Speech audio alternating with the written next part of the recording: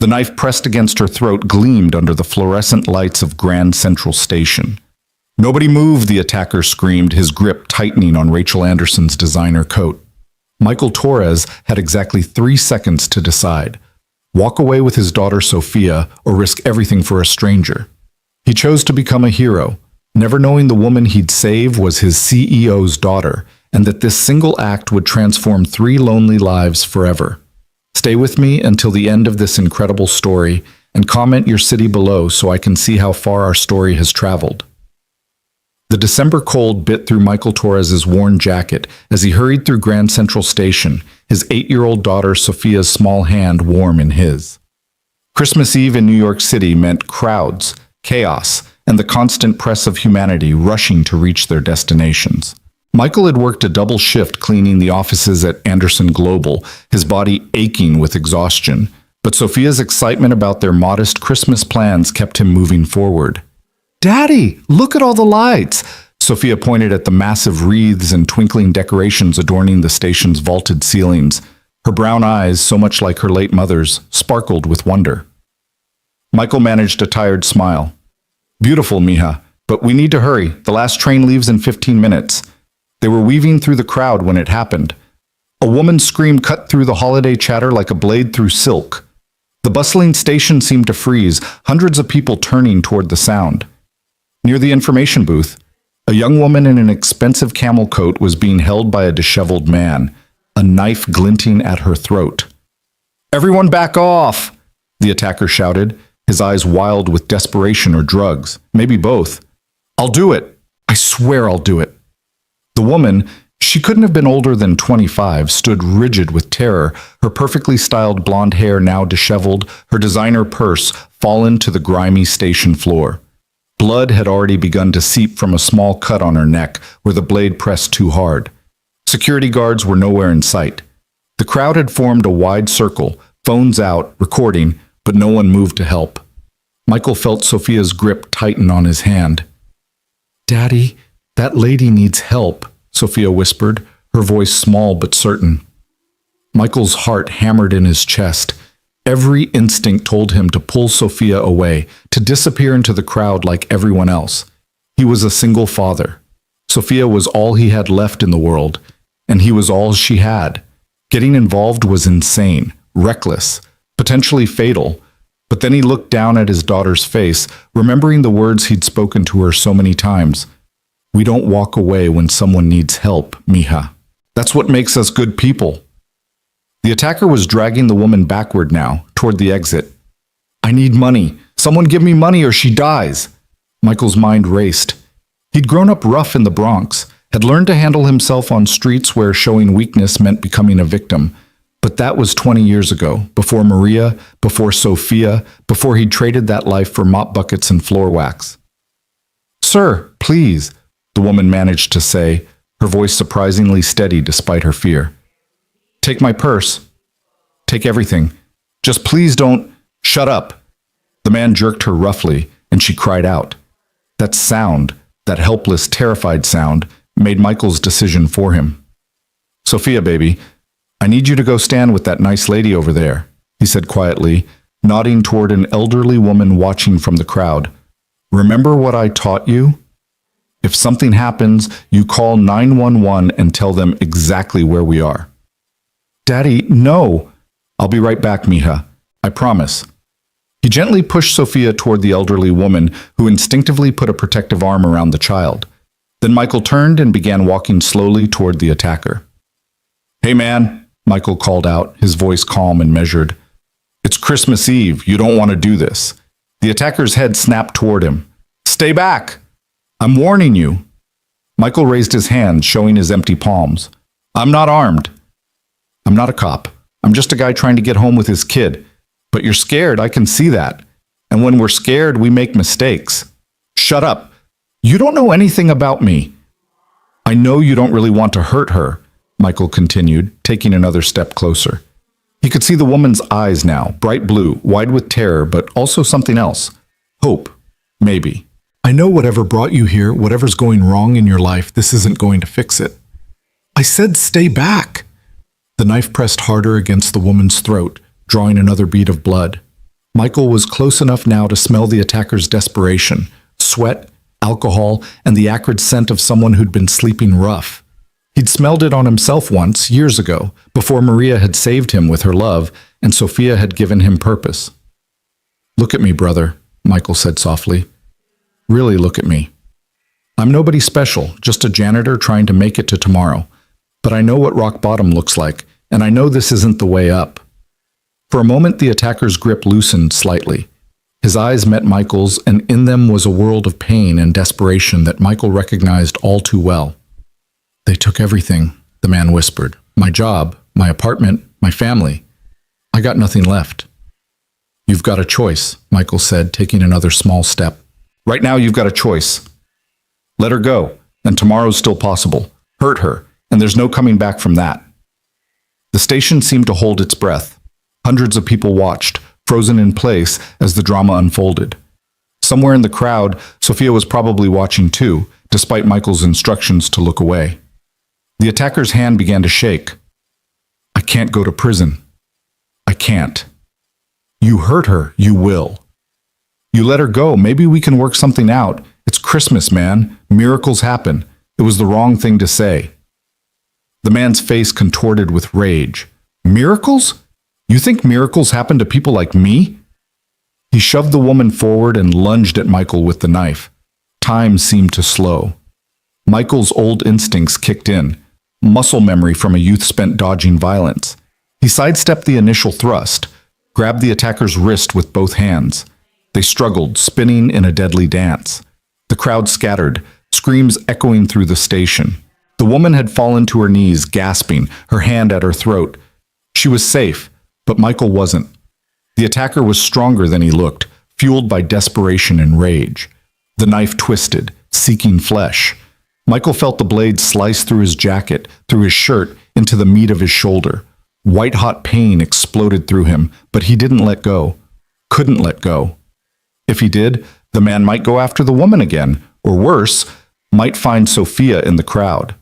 With a grunt of effort, Michael drove his knee into the attacker's stomach, using the man's momentary loss of balance to slam his knife hand against the marble floor. Once, twice, 3 times until the blade clattered away across the polished stone. The attacker collapsed, sobbing now, all fight gone from him. Michael fell back, his hand going to his shoulder, feeling the warm wetness of blood seeping through his fingers. "Daddy!" Sophia's voice cut through the chaos, and suddenly she was there, throwing her arms around him, tears streaming down her face. "I'm okay, baby," he whispered, though the pain was making him dizzy. "I'm okay." Police officers finally appeared, rushing in to secure the attacker. Paramedics followed, immediately attending to both Michael and the woman. As they worked on his shoulder, Michael watched the woman being checked over. She seemed relatively unharmed, just the shallow cut on her neck and the trauma of the experience. Their eyes met across the chaos, and she mouthed 2 words. "Thank you."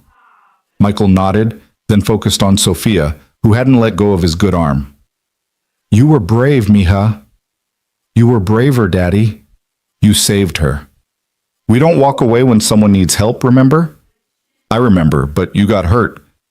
"Sometimes doing the right thing hurts," he said, wincing as the paramedic applied pressure to his wound, "but that doesn't mean we stop doing it." The police took statements.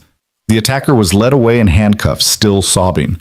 The crowd began to disperse, the Christmas Eve energy of the station slowly returning to normal, as if nothing had happened. New York City had a way of absorbing trauma and moving forward, barely missing a beat. The paramedics wanted to take Michael to the hospital, but he refused. The wound was deep, but not dangerous. It would need stitches, but the emergency room on Christmas Eve would mean hours of waiting and a bill he couldn't afford. "I'll go to the clinic tomorrow," he told them, accepting the thick bandaging they applied. "I just want to get my daughter home." The woman appeared as they were preparing to leave, flanked by 2 police officers. Up close, Michael could see she was beautiful in that refined, expensive way that spoke of private schools and trust funds. Her coat, despite the ordeal, still looked like it cost more than Michael made in a month.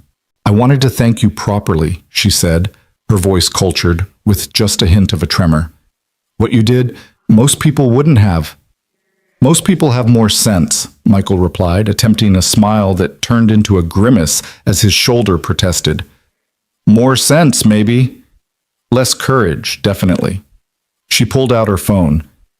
Please, let me at least pay for your medical bills. It's the least I can do. That's not necessary, miss. I didn't do it for money. I know that. That's why I want to help. She paused, studying him. What's your name? Michael Torres. This is my daughter, Sophia. I'm Rachel, she said, then seemed to catch herself. Rachel Anderson. The name meant nothing to Michael at the time. Anderson was common enough in New York. He had no way of knowing that this Rachel Anderson was the only daughter of Robert Anderson, CEO of Anderson Global, the very company where Michael pushed mops and emptied trash cans 5 nights a week. Well, Miss Anderson, I'm glad you're okay. Merry Christmas. Wait, she called as they turned to leave. At least let me have your contact information, in case I can ever repay you. Michael hesitated, then rattled off his cell number, which she entered into her phone. You don't owe me anything, miss. Just be careful out there. As they walked away, Sophia looked up at him. She seemed nice, Daddy. She seemed scared, mija. Anyone would be. Do you think we'll see her again? Michael laughed, then immediately regretted it as pain shot through his shoulder. I don't think people like her, and people like us run in the same circles, baby. Come on, let's go home. We've got presents to wrap. They made their train with minutes to spare, settling into seats as the city lights blurred past the windows. Sophia curled against his good side, already half asleep from the excitement and trauma of the evening. Michael held her close, trying not to think about how close he'd come to leaving her an orphan. Their apartment in Queens was small but clean, a far cry from the rat-infested places Michael had lived before Maria had civilized him. The Christmas tree, a sad little thing from the discount lot, stood in the corner, decorated with handmade ornaments Sophia had crafted at school. 3 presents sat beneath it, wrapped in newspaper because Michael couldn't afford real wrapping paper. He tucked Sophia into bed, sitting with her until her breathing deepened into sleep. Then he went to the bathroom and carefully removed his shirt, examining the wound in the mirror. It was ugly but clean, maybe 4 inches long across the meat of his shoulder. It would scar, adding to his collection. As he cleaned it with the meager supplies in their medicine cabinet, he thought about the woman, Rachel, the terror in her eyes, the relief when he'd stepped forward. He thought about the attacker too, that broken man who'd seen no way forward but violence. There but for the grace of God, Michael thought. Or the grace of Maria, who'd pulled him from his own spiral before it was too late. He took 2 ibuprofen and settled onto the couch, their bed converted back to Sophia's during her winter break. The shoulder throbbed, keeping him awake. He stared at the water stain on the ceiling, the one shaped like a rabbit that Sophia had named Mr. Hoppy, and wondered if he'd been foolish. What if he'd been killed? What would have happened to Sophia? Foster care, most likely. The system. The thought made him sick. He had no family left, his parents were gone, his brother had died in Iraq, and Maria's family had wanted nothing to do with them after she'd married outside their culture. Sophia had no one but him. And yet, what kind of father would he be if he'd walked away? What lesson would that have taught his daughter? That helping people was only worth it when it was safe? That courage was a luxury they couldn't afford? His phone buzzed. A text from an unknown number. I know you said I don't owe you anything, but I can't sleep. I keep thinking about what could have happened if you hadn't been there. Thank you doesn't seem like enough. Rachel, Michael stared at the message for a long moment, then typed back. You're welcome. Get some rest. Tomorrow's Christmas. Do you have plans? I'd like to send something for your daughter at least. She must have been terrified. We have everything we need. Merry Christmas, Miss Anderson. Merry Christmas, Mr. Torres. He set the phone aside and closed his eyes, not knowing that across the city, in a penthouse apartment overlooking Central Park, Rachel Anderson was staring at her phone, intrigued by the man who'd risked everything for a stranger and wanted nothing in return. The next morning, Christmas Day, Michael woke to Sophia's excited voice. Daddy! Daddy! Santa came. He sat up, groaning as his shoulder protested. Sophia was already at the tree, examining the presents with the serious concentration of a child trying to guess contents without opening them. Can I open them? Please? Coffee first, mija. Let your old man wake up. She bounced impatiently while he made instant coffee. They couldn't afford a real coffee maker, and settled on the couch. The morning light filtered through their single window, catching the tinsel on the tree and making it sparkle. Okay, go ahead.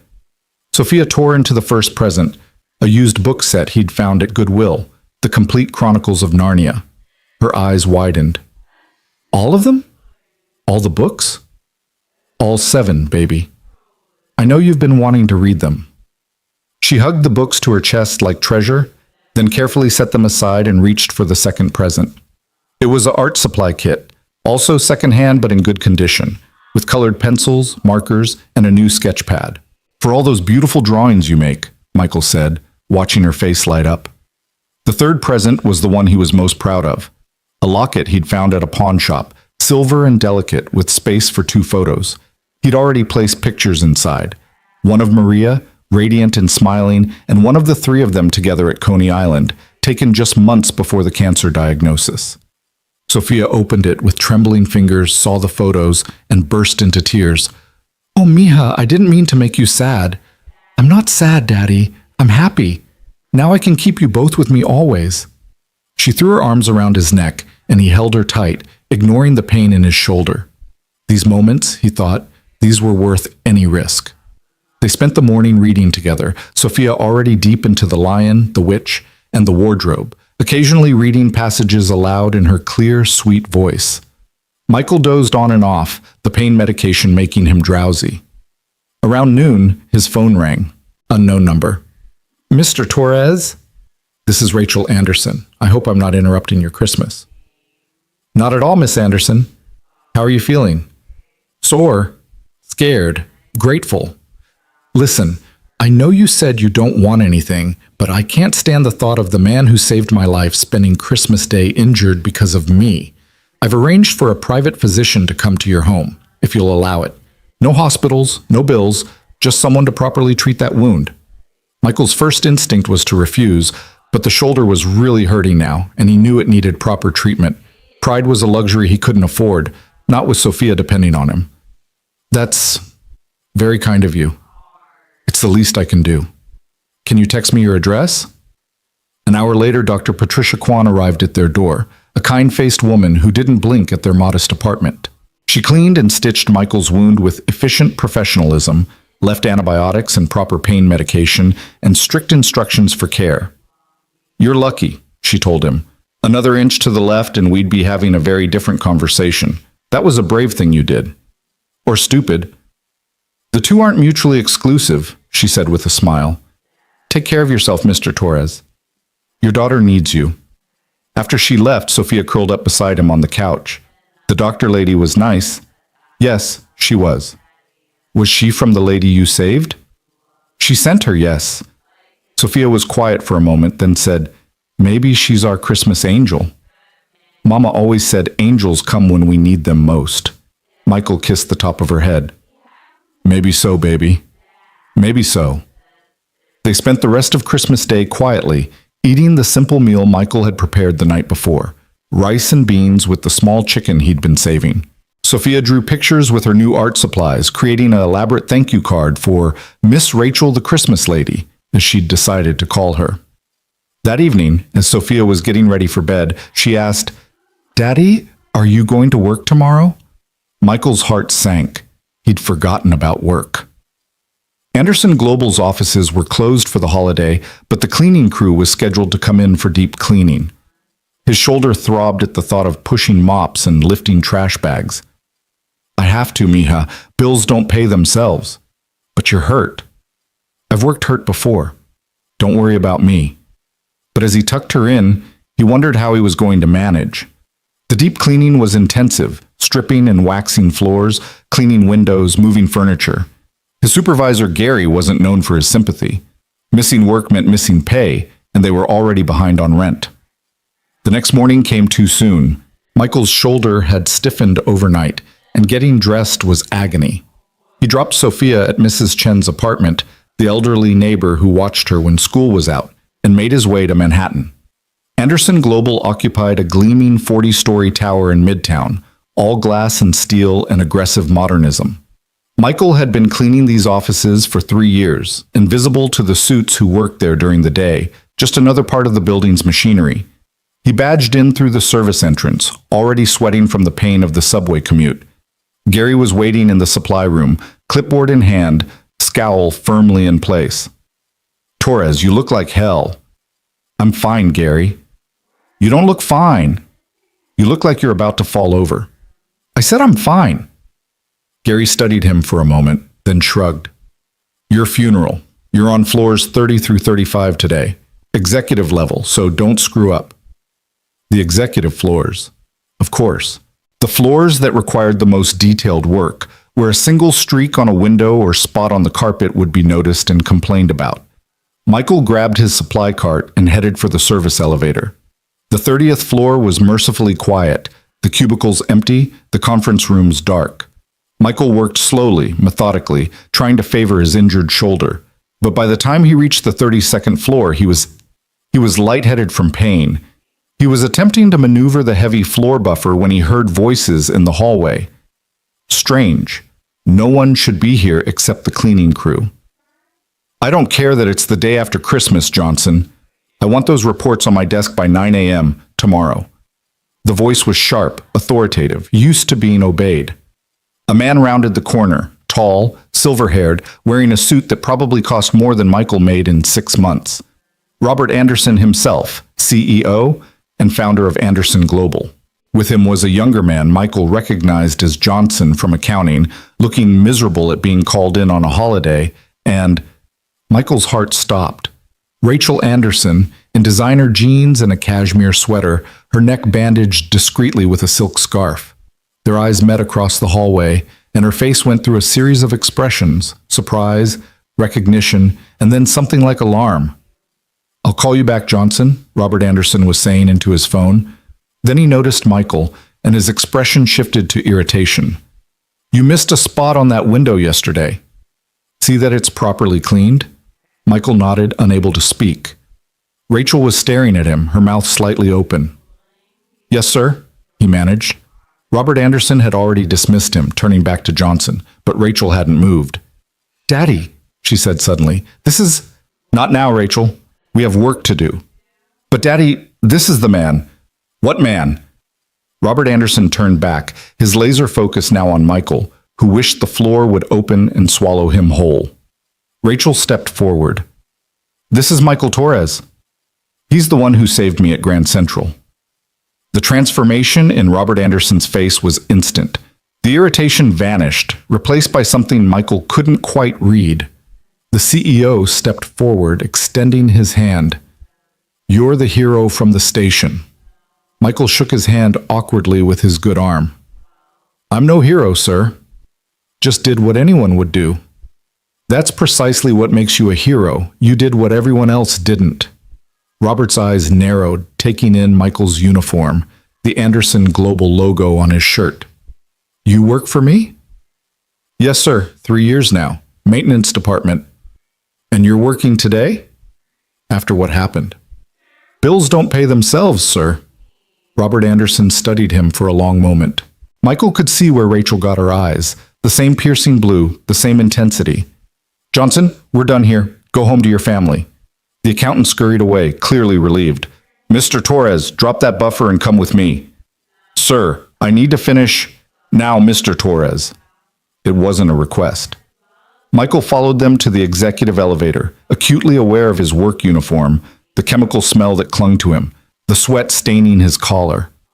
Rachel kept glancing at him, her expression unreadable. The elevator rose to the 40th floor, the penthouse level Michael had never seen. Robert Anderson's office was enormous, with floor-to-ceiling windows offering a panoramic view of Manhattan. The furniture was all leather and dark wood, the walls decorated with abstract art that probably cost more than Michael would make in a lifetime. "Sit," Robert commanded, gesturing to a chair that looked too expensive to touch, let alone sit in with work clothes. Michael sat carefully, trying not to wince as his shoulder protested. "Rachel told me what happened," Robert began, settling behind his massive desk. "She also told me you refused any reward." "I didn't do it for a reward, sir." "I'm aware. That's what makes this complicated." Robert leaned back in his chair, fingers steepled. I'm a man who pays his debts, Mr. Torres. You saved my daughter's life. That's not something I can simply overlook. With all due respect, sir, you don't owe me anything. I did what was right. You did what was extraordinary, Rachel interjected. Daddy, he was stabbed. He has a daughter, and he still risked... A daughter? Robert's eyebrows rose. You're married? Widowed, sir. My daughter is 8. And you risked leaving her an orphan to save a stranger. I couldn't walk away, sir. I couldn't teach my daughter to be good people if I walked away. Robert Anderson was quiet for a long moment, studying Michael with those penetrating eyes. What do you make here, Mr. Torres? Annually? Michael flushed. I do all right, sir. Gary, Robert barked into his phone. Get me the employment file for Michael Torres, maintenance department. Now. They waited in uncomfortable silence. Rachel moved to the window, her reflection showing worry and something else. Guilt, maybe? Michael sat rigid, wondering if he was about to be fired for some unknown infraction. Gary appeared minutes later with a manila folder, shooting Michael a confused look before retreating. Robert opened it, scanning the contents. $32,000 a year. No infractions. No sick days taken in 3 years. He looked up. You never take sick days. Can't afford to, sir. And you're working injured now because you can't afford not to. Michael didn't answer. What was there to say? Robert closed the file. This is unacceptable. Michael's heart sank. This was it. He was being fired. Sir, if I've done something wrong... You've done everything right, Mr. Torres. That's the problem. Robert stood, pacing to the window. I built this company on the principle that excellence should be rewarded. You've shown excellence of character, and you're mopping my floors for barely above minimum wage. It's honest work, sir. It is. But it's not enough. Not for the man who saved my daughter. He turned back. I'm promoting you. Facilities manager, starting immediately. $60,000 to start, full benefits, and a signing bonus to cover any medical expenses from your injury. Michael's head spun. Sir, I don't have the education. You have something better. Character, integrity, courage. The rest can be learned. Daddy, Rachel said softly, you're overwhelming him. Robert's expression softened slightly as he looked at his daughter. Perhaps. Mr. Torres, take the rest of the week off, paid. Let that shoulder heal. Report to HR on Monday to complete the paperwork. Michael stood on shaky legs. Mr. Anderson, this is too much. It's not enough, but it's a start. Go home to your daughter, Mr. Torres. Michael nodded, unable to form words. As he turned to leave, Rachel followed him to the elevator. I'm sorry, she said once they were alone. I didn't know you worked here. If I had, I would have handled this differently. It's okay, miss. Your father is generous. He's guilty. I'm his only family, and he almost lost me. He doesn't know how to process that except through grand gestures. The elevator descended in silence. As they reached the maintenance level, Rachel touched his good arm. The thing is, Mr. Torres, you didn't just save my life. You reminded me that there are still good people in the world, people who do the right thing without expecting anything in return. That's rare. Not as rare as you might think, miss. Most people just never get the chance to prove it. She smiled then, the first genuine smile he'd seen from her. Maybe you're right. Take care of that shoulder. And thank your daughter for me, for letting her daddy be a hero. As Michael gathered his things from his locker, his phone buzzed with a text from an unknown number. It was a photo. Sophia's thank you card had somehow been delivered to Rachel, who'd sent a picture of herself holding it, smiling at the camera. Tell Sophia her card is beautiful. I'd love to meet her properly someday. Michael stared at the photo for a long moment. Rachel Anderson, heiress to a fortune, wanted to meet his Sophia. The world had shifted on its axis in the span of an hour, and he wasn't sure how to process it. He made his way home in a daze, stopping at the corner store to buy Sophia's favorite ice cream, a luxury they rarely afforded. Mrs. Chen raised an eyebrow when he picked up Sophia early. You look different, Michael. Something happened? I got a promotion, Mrs. Chen. A big one. The elderly woman smiled. Good. About time someone noticed you're worth more than they're paying. Back in their apartment, Michael sat Sophia down and tried to explain what had happened. But how did you tell an 8-year-old that their life had just changed because Daddy had been brave? So the Christmas lady's daddy is your boss? Sophia asked, working through the logic with careful concentration. Yes, mija. And he's giving you a better job because you saved her? Something like that. Sophia was quiet for a moment, then said, That's good. But you would have saved her anyway, right? Even if her daddy wasn't rich? Of course, baby. Good. Because we don't walk away when someone needs help. That's right. Can I meet her? The Christmas lady? She seems nice. Michael looked at the photo on his phone again. Rachel holding Sophia's card, that genuine smile lighting up her face. Maybe, mija. Maybe.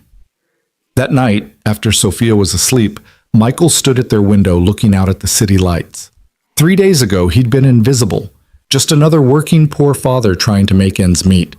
Now he had a salary that would change everything. Sophia could have new clothes, could join the art classes she'd been wanting to take, could maybe even go to college someday without drowning in debt. All because he'd chosen not to walk away. His phone buzzed. Rachel again. I know this is presumptuous, but I wanted you to know what you did didn't just save my life. It changed it. I've been going through the motions for years, surrounded by people who only see my last name and my father's money. You saw a person who needed help. Thank you for that reminder of what actually matters. Michael typed back, You're welcome. But miss, you don't need to thank me anymore. We're even. We're not even close to even, Mr. Torres. But I hope we can at least be friends. Friends. Could someone like him be friends with someone like her? In the real world, their paths would never cross except in moments of crisis or service. But maybe the real world had shifted a little, creating space for something unexpected. I'd like that, he typed, then deleted it. Too forward. Take care, Miss Anderson, he wrote instead. Rachel. Please call me Rachel. Good night, Rachel. Good night, Michael. He set the phone aside and prepared the couch for sleep, his shoulders still aching but somehow feeling lighter than he had in years. Tomorrow would bring new challenges, learning a job he wasn't qualified for, navigating the corporate world he'd only seen from the outside, figuring out how to exist in Rachel Anderson's orbit without losing himself. But tonight, he'd saved someone. He'd shown Sophia that doing right mattered more than playing it safe. And maybe, just maybe, he'd found an unexpected friend in the process.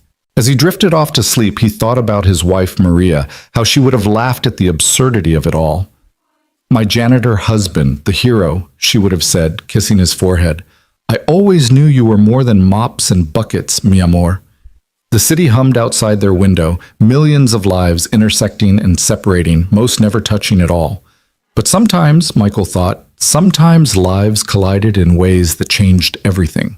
A desperate man with a knife, a woman in the wrong place at the wrong time, a janitor who couldn't walk away.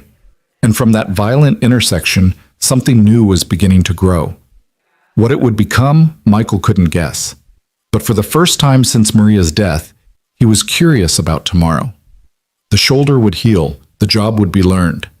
And somewhere in this vast city, Rachel Anderson was lying awake too, thinking about the janitor who'd become a hero, wondering what came next. The following Monday arrived with a mixture of anticipation and dread that kept Michael awake most of Sunday night. He'd pressed his best shirt 3 times, polished his old dress shoes until they almost looked respectable, and practiced what he would say to HR so many times that Sophia had started reciting it back to him over breakfast. Good morning, I'm Michael Torres here for the facilities manager position, Sophia said in a deep voice, mimicking him while eating her cereal. Mr. Anderson told me to report today. Very funny, mija, Michael said, adjusting his tie for the 10th time. It was Maria's father's tie, one of the few nice things they owned, navy blue with tiny silver dots that caught the light. You look handsome, Daddy, like the men in the tall buildings. I'm going to be one of those men now, baby. Can you believe it? Sophia considered this seriously.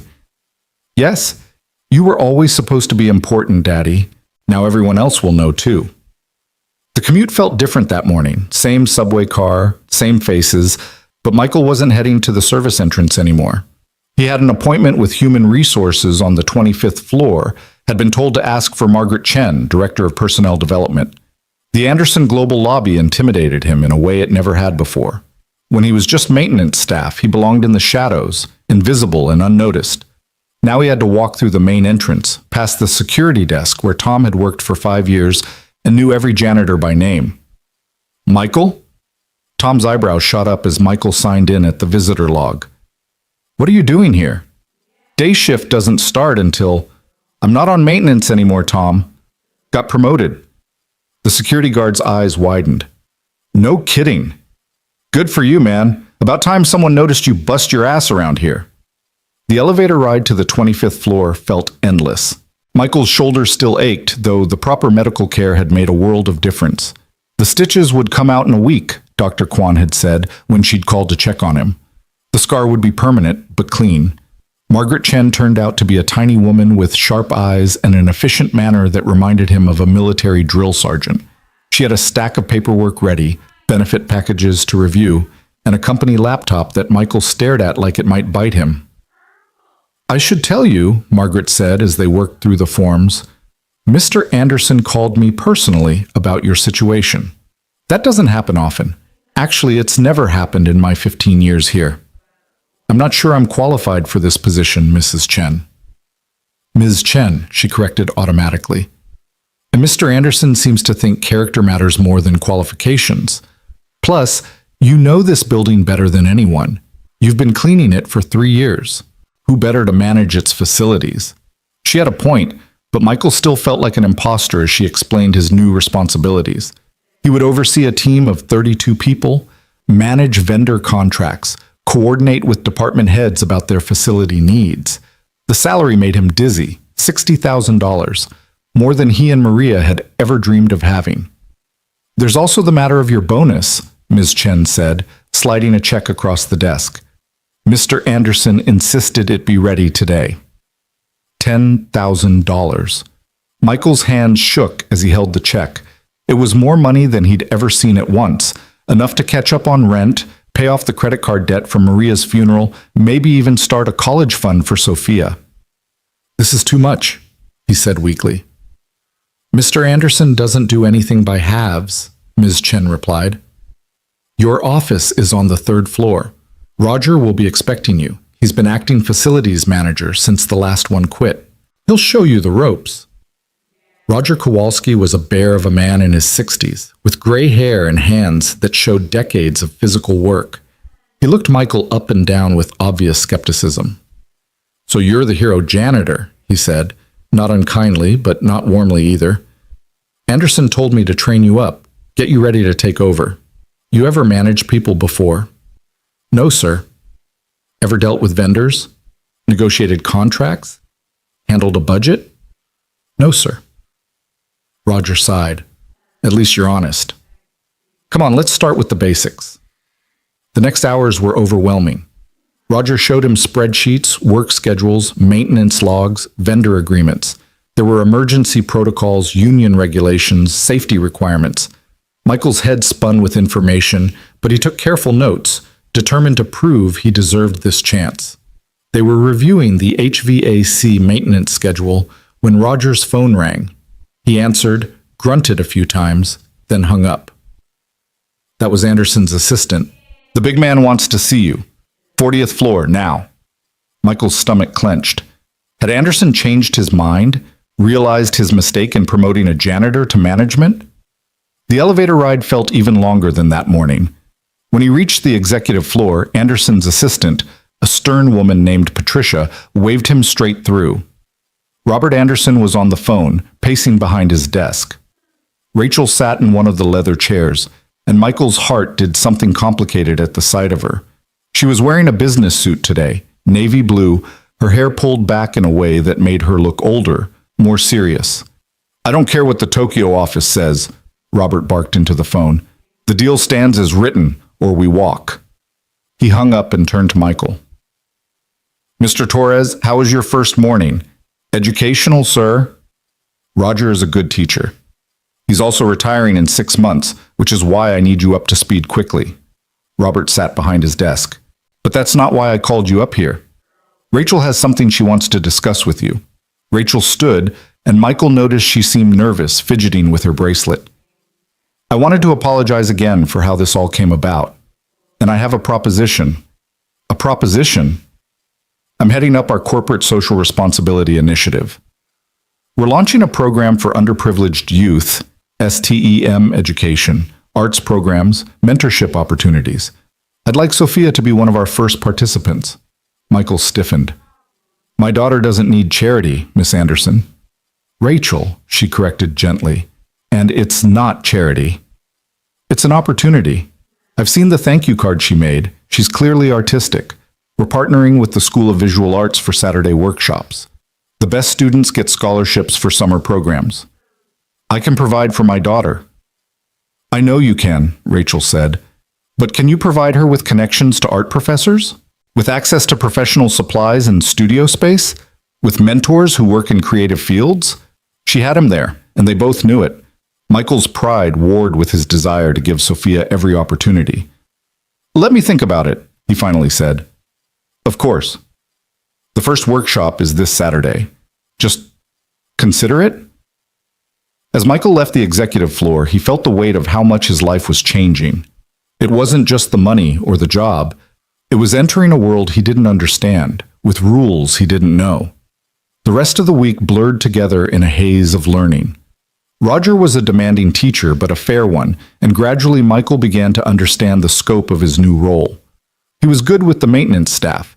They were his people, after all. He knew their struggles, their personalities, who was reliable and who needed watching. You've got instincts, Roger admitted by Thursday. You know buildings, you know workers. The rest is just paperwork and politics. The politics worry me more than the paperwork. Roger laughed. Smart man. Word of advice? Anderson brought you in for a reason. Don't try to be someone you're not. Be the guy who stood up when everyone else stood back. Friday afternoon, Michael was reviewing vendor contracts when his desk phone rang. Mr. Torres? This is Patricia, Mr. Anderson's assistant. Miss Anderson would like to know if you've decided about tomorrow's workshop. Michael had been agonizing over it all week. Sophia had seen the brochure he'd brought home and had been excited, but he worried about her entering a world where she might feel less than, where other kids would have advantages she didn't. Tell Miss Anderson we'll be there. That night, as he helped Sophia pick out her clothes for the workshop, she asked, Will the Christmas lady be there? Her name is Rachel, mija, and yes, she's organizing it. Is she pretty? Sophia. What? She looked pretty in the picture. And she sent me that nice note about my card. Rachel had indeed sent a handwritten thank you note on stationery so expensive Michael had been afraid to touch it. Sophia had taped it to the wall above her bed like it was a treasure. Yes, she's pretty. But that's not what matters. I know, Daddy. What matters is that she's nice, and she must be nice if she's doing this program for kids like me. You're going to meet all kinds of kids tomorrow, baby. Some might have more than us. Most people have more than us, Daddy. That's okay. We have enough. But did they? Looking around their small apartment, Michael wondered if enough was really enough when there was so much more available. The bonus check sat in his wallet, uncashed, feeling like a weight. It would change everything, but somehow taking it felt like crossing a line he couldn't uncross. Saturday morning came crisp and bright. Michael dressed carefully, jeans and a button-down, trying to strike a balance between not embarrassing Sophia and not pretending to be something he wasn't. Sophia wore her best dress, the one they'd bought for her school concert, navy blue with small white flowers. The School of Visual Arts building in Chelsea was all glass and modern angles, intimidating in its aggressive artiness.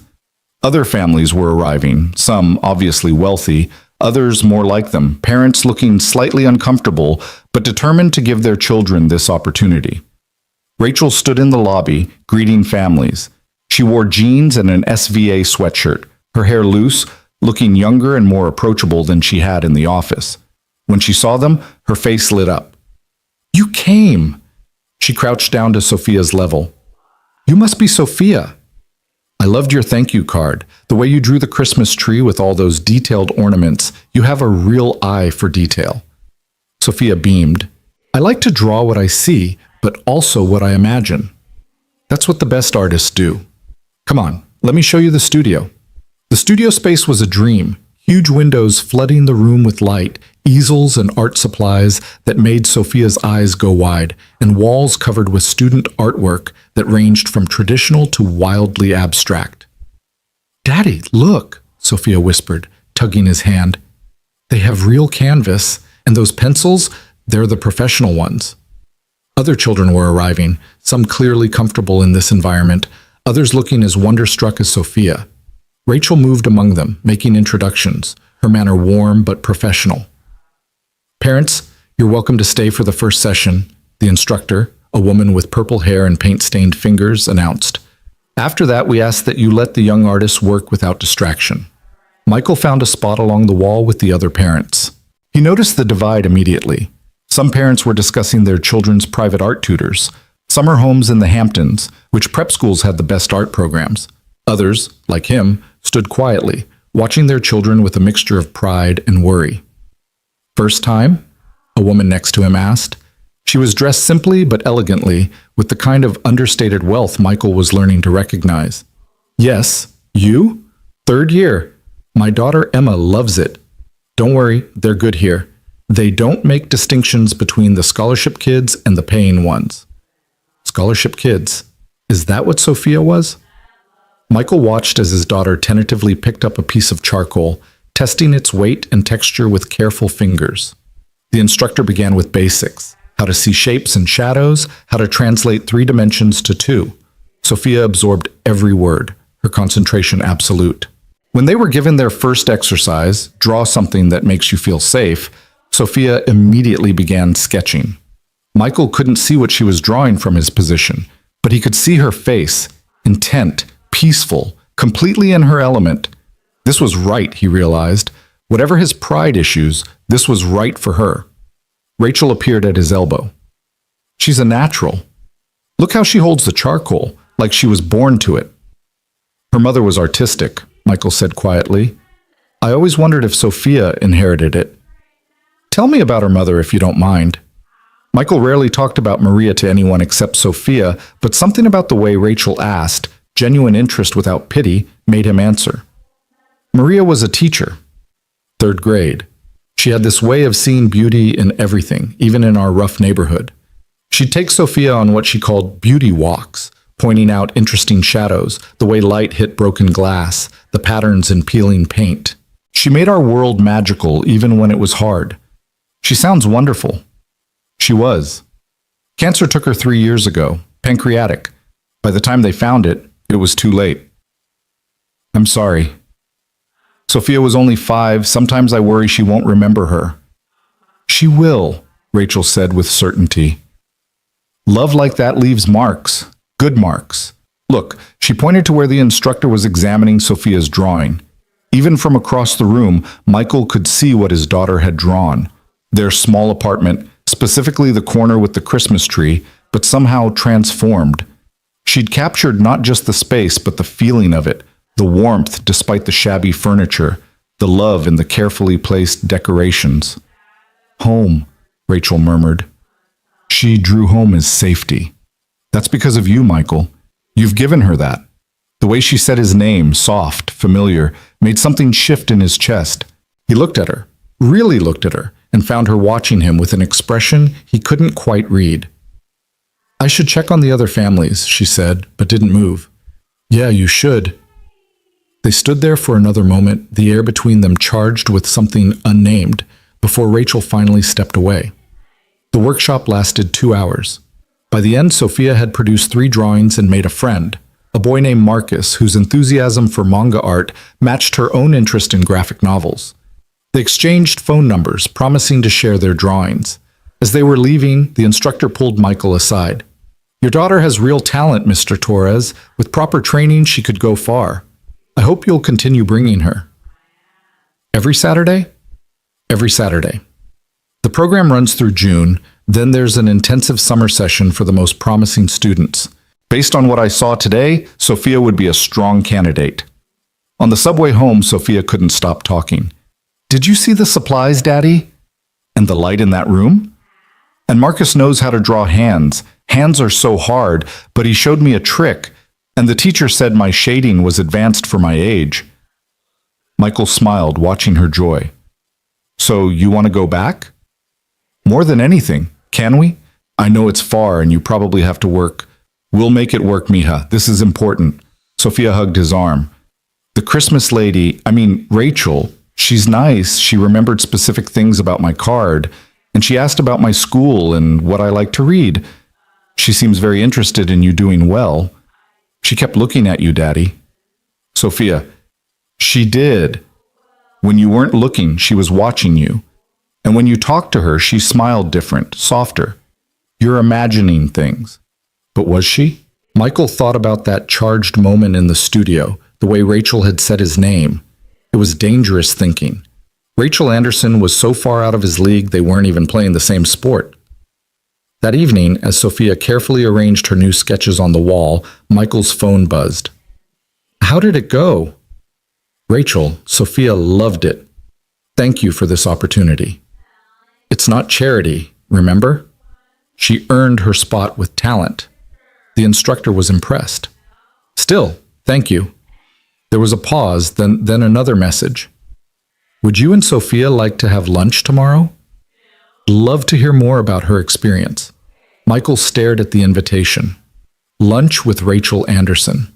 It felt like standing at the edge of a cliff, knowing the fall would change everything.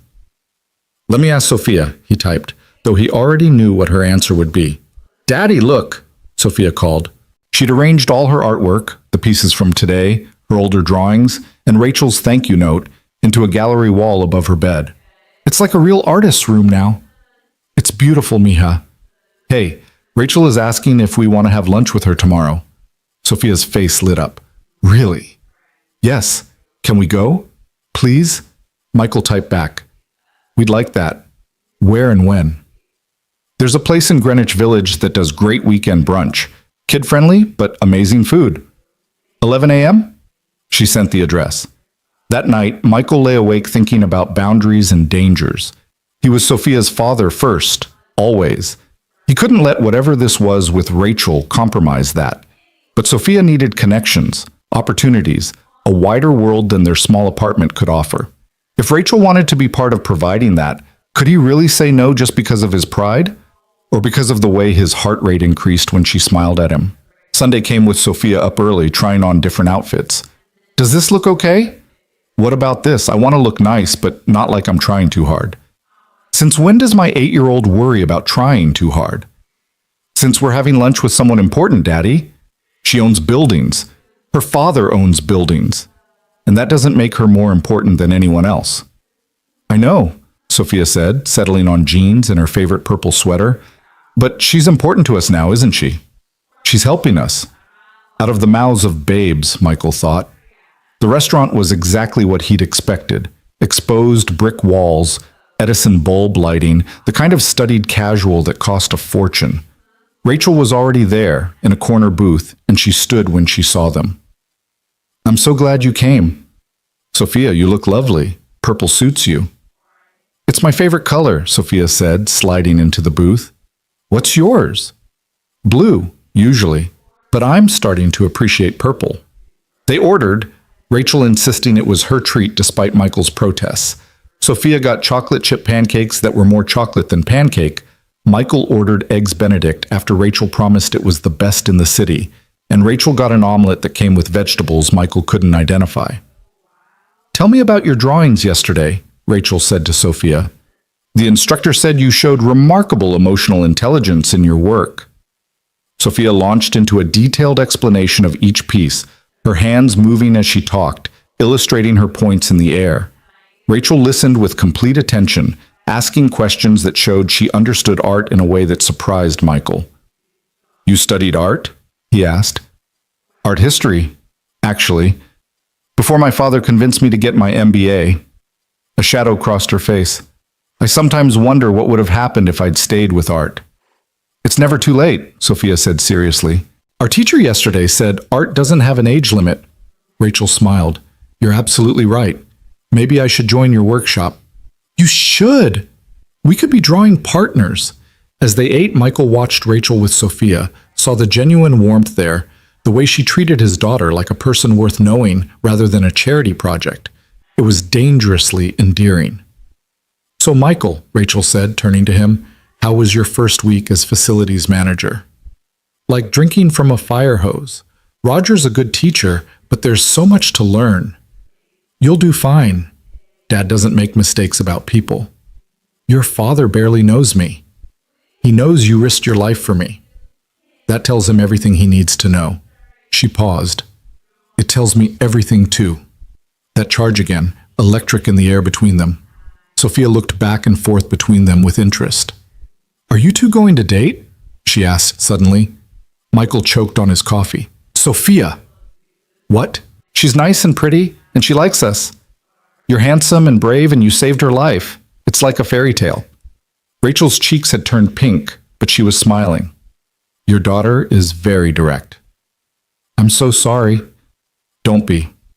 Honesty is refreshing. She looked at Sophia. Your dad and I are friends. New friends, still figuring things out. But you could be more than friends, right? If you wanted to be? Sophia, enough, Michael said firmly, but Sophia's question hung in the air for the rest of the meal, unspoken but present. As they prepared to leave, Rachel pulled out a business card. My personal cell, she said to Michael. In case you need anything, or if Sophia wants to talk about art. Or if Daddy wants to talk about anything else, Sophia added helpfully. Sophia! Rachel laughed, a genuine, delighted sound. I like your daughter, Michael. She says what she thinks. It's going to get her in trouble someday. Or it's going to take her exactly where she needs to go. As they parted ways outside the restaurant, Rachel hesitated, then said, I have tickets to the Museum of Modern Art next Saturday afternoon, after Sophia's workshop. 3 tickets, actually. I was supposed to go with friends, but they canceled. Would you and Sophia like to join me? Michael looked at Sophia's eager face, then at Rachel's hopeful one. The cliff edge again, the moment before the fall. We'd love to, he heard himself say. Walking home, Sophia slipped her hand into his. I like her, Daddy. I know you do, Mija. Do you like her? Michael thought about lying, but Sophia always knew. Yes, I like her. Good. Mama would want you to like someone again. She told me once when she was sick. She said you had too much love in you to be alone forever. Michael's throat tightened. When did she tell you that? Near the end. When you were at work. She said I had to take care of you, make sure you remembered how to be happy.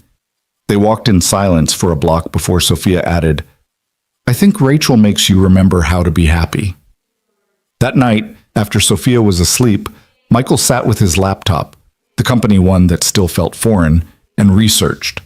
He looked up Rachel Anderson, found society photos, charity events, a life lived in public view. She was 26, had graduated from Columbia summa cum laude, had been engaged once to a hedge fund manager but had broken it off last year. She was everything he wasn't, educated, cultured, wealthy beyond imagination. What could she possibly want with a widowed janitor and his daughter? His phone buzzed. Rachel. Thank you for today. Sophia is extraordinary. You've done an amazing job raising her. She raises herself mostly. I just try to keep up. Don't sell yourself short. She told me about your beauty walks, how you've continued them after Maria passed. That's love in action, Michael. He stared at the message, wondering how they'd gone from strangers to this in a week. But then trauma had a way of accelerating things. She'd almost died. He'd saved her. Everything after that was uncharted territory. Good night, Rachel. Good night, Michael. See you Saturday. As he closed the laptop and prepared the couch for sleep, Michael thought about trajectories, how a single moment could redirect an entire life. A week ago, he'd been invisible, struggling, alone except for Sophia.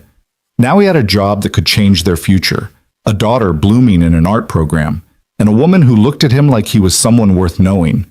It was too much, too fast. But maybe that's how the best things happened, all at once, when you weren't ready, forcing you to either embrace the change or retreat to safety. Michael chose to embrace it, even as he worried about the fall. Because Sophia was right, Maria would want him to remember how to be happy.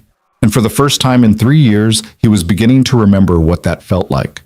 The city hummed outside their window, indifferent to the small dramas playing out in countless apartments. But in their small corner of Queens, something was shifting. Michael's shoulder still ached, the stitches pulling when he moved wrong, a permanent reminder of the moment everything changed. A week from now, they would stand in the Museum of Modern Art, Sophia between them, all three looking at a painting of a night sky that seemed to pulse with hidden life. Rachel would explain the technique, the history, the artist's pain and triumph. Sophia would sketch in her new notebook, trying to capture not just what she saw, but what she felt. And Michael would watch them both, his daughter and this unexpected woman, and think that maybe taking risks was worth it after all. But that was next week. Tonight, he pulled the thin blanket up to his chin and listened to Sophia's peaceful breathing from behind the partition. Tomorrow, he would return to Anderson Global, would continue learning how to be more than he'd ever imagined possible. Tomorrow, the transformation would continue. The last thought before sleep took him was of Rachel's smile when Sophia had asked if they would date. Not embarrassed, not offended, just interested. As if the idea wasn't completely insane, as if maybe, just maybe, it was exactly right. The Museum of Modern Art was exactly the kind of place Michael had always walked past but never entered, its admission price alone enough to keep families like his on the sidewalk looking in. But here they were, Rachel handing over tickets like it was nothing, Sophia's eyes wide as they entered the soaring white spaces filled with art that challenged and confused and delighted. "This is where Picasso lives?" Sophia asked, her voice hushed with reverence. "His paintings live here," Rachel corrected gently. "Picasso himself died before your daddy was born, but his spirit, his vision, that's very much alive in these rooms." They moved through the galleries slowly, Rachel explaining without lecturing, drawing connections between pieces that Michael would never have seen. She had a way of making art accessible, of bringing it down from its pedestal without diminishing its power. "See how he breaks the face into geometric shapes?" she said, kneeling beside Sophia in front of a cubist portrait. "He's showing us that there's more than one way to see a person, more than one truth about who they are." "Like how Daddy is strong but also gentle," Sophia said. "Or how you're fancy but also normal?" Rachel laughed, that genuine sound Michael was growing addicted to. "Exactly like that. You understand art better than most adults, Sophia." They were standing in front of Van Gogh's Starry Night when it happened. Michael had seen reproductions, of course, but the actual painting was alive in a way no print could capture. The paint rose from the canvas in ridges and whorls, creating texture that seemed to move in the gallery lights. "He painted this from his room in an asylum," Rachel said quietly. "He was in so much pain, but look what he created. Beauty from suffering." Michael felt her hand brush his, not quite holding, but not quite accidental either. "Sometimes the worst moments create the best things," he said, thinking of that night in Grand Central, the knife, the blood, the fear that had brought them all here. "Yes," Rachel said, and her fingers intertwined with his, just for a moment before pulling away. "Sometimes they do." Sophia was sketching, trying to capture the movement of Van Gogh's sky in her notebook, oblivious to the moment passing between the adults. Or maybe not oblivious. Michael caught her sneaking glances at them, a small smile on her face. They had lunch in the museum cafe, overpriced sandwiches that Sophia declared the best she'd ever had because art makes everything taste better. Rachel told stories about her college years, studying abroad in Florence, getting lost in the Uffizi Gallery for entire days. "Did you ever want to be an artist yourself?" Sophia asked. "I did once, but my father had other plans. My daddy says we should follow our dreams." "Your daddy is right." Rachel looked at Michael. "It takes courage to follow dreams. More courage than I had at the time." "It's not too late," Michael said. "You told Sophia that yesterday, remember?" "I did, didn't I?" She smiled, but it was tinged with sadness. "Maybe someday." As they prepared to leave, Rachel's phone rang. Her father. Michael could hear his commanding voice even from where he stood. "I'm at MoMA." Yes, with friends. No, I haven't forgotten about the Tokyo call. Dad, it's Sunday. Yes, sir. I'll be there. She hung up, her expression apologetic. I have to go. International crisis that apparently can't wait until tomorrow. It's okay, Michael said, though Sophia's disappointment was obvious. No, it's not. Rachel knelt down to Sophia's level. I promised you the whole afternoon, and I'm breaking that promise. I'm sorry. It's okay, Sophia said, though her voice was small. Important people have important things to do. You're important too, Rachel said firmly. More important than any business deal. How about this? Next Saturday, after your workshop, would you like to come to my apartment? I have art supplies from my college days and a view that's perfect for sketching. Sophia looked at Michael, who nodded. I'd like that, she said. As Rachel hurried off, her driver already waiting at the curb, Sophia slipped her hand into Michael's. She didn't want to leave. No, she didn't. Her dad sounds mean. He's not mean, mija. He's just focused on different things. They took the subway home, Sophia chattering about the art they'd seen, already planning what she would draw next Saturday. But Michael's mind was on Rachel, the sadness in her eyes when she talked about abandoned dreams, the way her father's voice had changed her entire demeanor. That week at work, Michael threw himself into learning everything Roger could teach him. He discovered he had a knack for scheduling, for seeing patterns and the maintenance needs that could prevent problems before they started. The staff was warming to him too, once they realized he wasn't going to forget where he came from.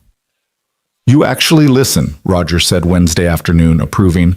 The last guy, college boy with an MBA, he thought he knew everything. You know you don't know everything. I don't know much of anything yet, but you're learning. That's what matters. Thursday evening, Michael was staying late reviewing contracts when the elevator dinged. He looked up to see Rachel stepping out, looking tired and carrying takeout bags. I saw your light on, she said. Figured you might be hungry. You brought me dinner? I brought us dinner, if you have time. I could use the company. She'd brought Thai food, far too much for two people, and they spread it out on his desk, the small office suddenly feeling intimate. Rough day, he asked, watching her massage her temples. Rough week. The Tokyo deal is falling apart, and my father blames me for not being aggressive enough. But if I'm too aggressive, he says I'm not thinking strategically. I can't win. Why do you work for him? The question hung between them. Rachel picked at her pad thai, considering. Because I've never done anything else. Because it's expected. Because I'm good at it, even if it makes me miserable. She looked up at him. Have you ever felt trapped by other people's expectations? Every day for most of my life, until Maria showed me I could be more than what everyone expected. Tell me about her. Really tell me. So he did. He told her about meeting Maria at a community center where she was teaching English to immigrants, how she'd seen past his rough edges to something worth saving, how she'd insisted he get his GED, then pushed him to take night classes, how she'd loved him into becoming a better man. She sounds amazing. She was. But she wasn't perfect. Nobody is. She had a temper, especially about injustice. She once organized a protest at Sophia's daycare because they were charging extra fees that working parents couldn't afford, got herself banned from the premises. Rachel laughed. I would have liked her. She would have liked you too. She always said the measure of a person wasn't what they had, but what they did with it. And what am I doing with what I have? Rachel asked, and it wasn't rhetorical. She really wanted to know. You're giving kids like Sophia opportunities they wouldn't have otherwise. You're sitting in a tiny office eating takeout with a facilities manager instead of being at whatever fancy parties you're supposed to attend. Those parties are terrible anyway, full of people who only see my last name and my father's money. That must be lonely. It is. She met his eyes. Was. It was lonely. The air between them shifted, became charged with possibility. Michael wanted to reach across the desk, take her hand, tell her she never had to be lonely again. But that was crazy. They'd known each other less than 2 weeks. He was her employee, technically. There were 1,000 reasons why this was a bad idea. I should go, Rachel said, but didn't move. Yeah, Michael agreed, not moving either. Sophia's really excited about Saturday. She's been drawing all week, practicing for your apartment. She wants to impress you. She already impresses me. You both do. They finally stood, gathering the empty containers, their hands brushing as they both reached for the same box. This time, neither pulled away immediately. "Thank you for dinner," Michael said. "Thank you for the company." She left, but her perfume lingered in the office, something subtle and expensive that made Michael think of museums and possibilities. Saturday arrived gray and rainy, but Sophia's excitement was undampened. She'd packed her art supplies carefully in the backpack Michael had bought with part of his bonus, along with the special sketchbook Rachel had sent her during the week, professional grade paper that Sophia had touched with reverent fingers. The art workshop was becoming routine now, Sophia settling in with growing confidence. Marcus was there again, and the two of them worked side by side, chattering about manga styles and shading techniques. Michael watched from the parent area, noticing how his daughter was blossoming in this environment. "She's gifted," the instructor told him. "Real natural talent.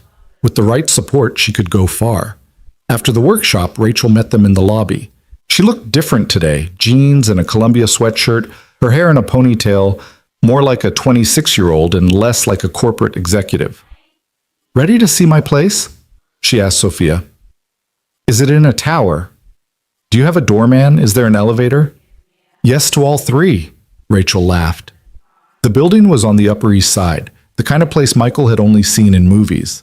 The doorman knew Rachel by name. The lobby was all marble and modern art, and the elevator opened directly into her apartment. "Whoa," Sophia breathed. The penthouse was stunning, floor-to-ceiling windows offering panoramic views of Central Park and the city beyond, modern furniture that looked like art pieces themselves, and actual art on the walls that Michael recognized from their museum visit as the kind of thing normal people saw only behind glass. "Is that real?" he asked, staring at what looked like a genuine Basquiat. "Birthday present from my father when I turned 21. He thought it was a good investment." Rachel's tone was neutral, but Michael heard the subtext. Her father saw everything as an investment, even gifts to his daughter. "Can I really draw here?" Sophia asked, already gravitating toward the windows. "That's why I invited you. Come on, I'll show you my old studio space." She led them to a room that was supposedly a second bedroom but had been converted into an art studio. Easels, supplies covered in dust sheets, canvases stacked against the walls, some blank, others showing half-finished paintings that revealed real talent. "You did these?" Michael asked, examining a landscape that captured light in a way that reminded him of the masters they'd seen at MoMA. "A lifetime ago. Or 5 years ago, technically, but it feels like a lifetime." "They're beautiful," Sophia said, studying each piece with serious attention. "Why did you stop?" "I convinced myself I wasn't good enough. Or maybe I let myself be convinced." Rachel pulled dust sheets off the supplies. "But today isn't about my abandoned dreams. It's about nurturing yours." They spent the afternoon creating. Sophia worked on a view of the park from Rachel's window, trying to capture the way the rain made everything look soft and impressionistic. Rachel, after some coaxing from Sophia, picked up a brush for the first time in years. And Michael, claiming no artistic ability, was convinced to try his hand at sketching, producing a lopsided but charming portrait of Sophia that made her laugh with delight. "See," Rachel said, looking at his sketch. "Everyone has art in them. It just takes the right moment to let it out." They ordered pizza. "Even rich people eat pizza," Rachel said when Sophia expressed surprise, and sat on the floor of the living room, rain pattering against the windows, the city lights beginning to twinkle as evening approached. "This is the best day," Sophia declared, cheese stringing from her slice. "We should do this every Saturday." "Sophia," Michael warned, but Rachel smiled. "I'd like that. If your dad doesn't mind me monopolizing your Saturdays." "I don't mind," Michael said, and meant it more than he should.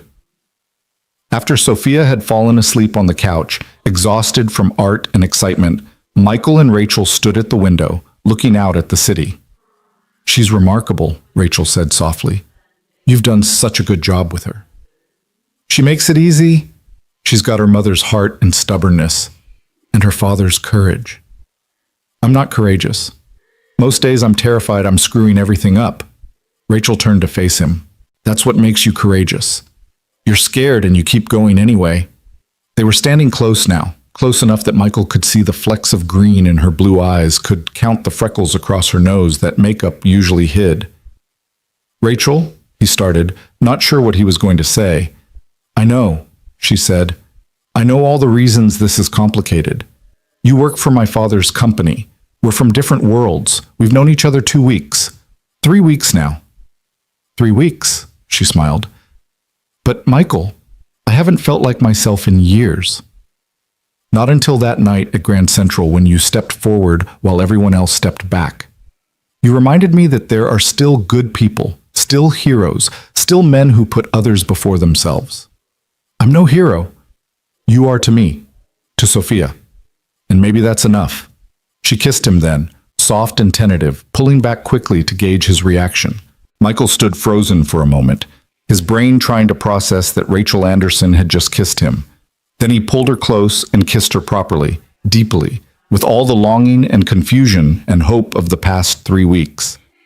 When they finally separated, both breathing hard, Rachel's cheeks were flushed and her eyes bright. So what do we do now? Michael asked. I have no idea, she admitted. But maybe we can figure it out together? I'd like that. Sophia stirred on the couch, mumbling in her sleep, and they both stepped back, the spell broken, but something new established between them. I should get her home, Michael said. Of course. Let me call my driver. We can take the subway. Michael, it's pouring rain and she's exhausted. Let me do this. The ride home in the town car was quiet, Sophia asleep against Michael's shoulder, Rachel's hand resting on his where Sophia couldn't see. The driver navigated the wet streets expertly, the city sliding by in streams of light. At their building, Rachel helped carry Sophia's art supplies while Michael carried Sophia, still dead to the world. This is where you live? Rachel asked, looking around the shabby lobby with curiosity rather than judgment. This is home, Michael said, a touch defensively. It feels like home, Rachel said. Warm. Lived in. Real. They climbed the 3 flights to the apartment, Michael's shoulder protesting under Sophia's weight, but not about to show it. Inside, as he tucked Sophia into bed, Rachel looked around the small space, taking in the careful organization, the art wall above Sophia's bed, the Christmas tree still up because Sophia had insisted they keep it until New Year's. It's perfect, she said when he came back out. It's small. It's full of love. That makes it perfect. She had to go. Her father was expecting her at some charity function, but she lingered at the door. Michael, about what happened? We don't have to figure it all out tonight. No, but I need you to know I don't kiss men I've known 3 weeks. I don't kiss men at all, really. Not since my engagement ended. What happened? If you don't mind me asking. He wanted a trophy wife, someone to look good at parties and produce heirs. When he realized I had opinions and ambitions of my own, he found someone more suitable. 22 years old and happy to be ornamental. His loss. I used to think so. Now I think it was my escape. She reached up, touched his face gently. You see me, Michael. Not the Anderson name or the money or what I could do for you. You see me. I see you, he confirmed. After she left, Michael stood in his small apartment, looking at Sophia's art wall, now supplemented with the sketch she'd done at Rachel's apartment. 3 weeks ago, he'd been invisible, struggling, alone except for Sophia. Now everything was changing at a speed that made his head spin. His phone buzzed, a text from Rachel. Thank you for today. For trusting me with Sophia. For just being you. He typed back, thank you for reminding me there's more to life than just surviving. There's so much more, Michael. We just have to be brave enough to reach for it. Brave enough. Michael thought about bravery, about stepping forward when everyone else stepped back, about taking risks that could change everything or destroy it all. He thought about Maria, what she would say about all this. Go for it, mi amor. He could almost hear her voice.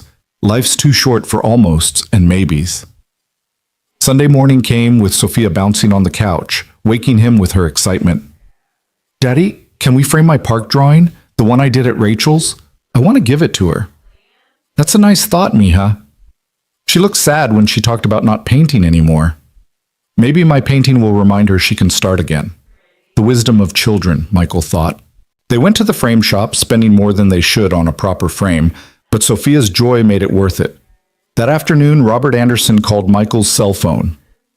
Mr. Torres, I need you in the office. There's been an incident. Michael's heart sank.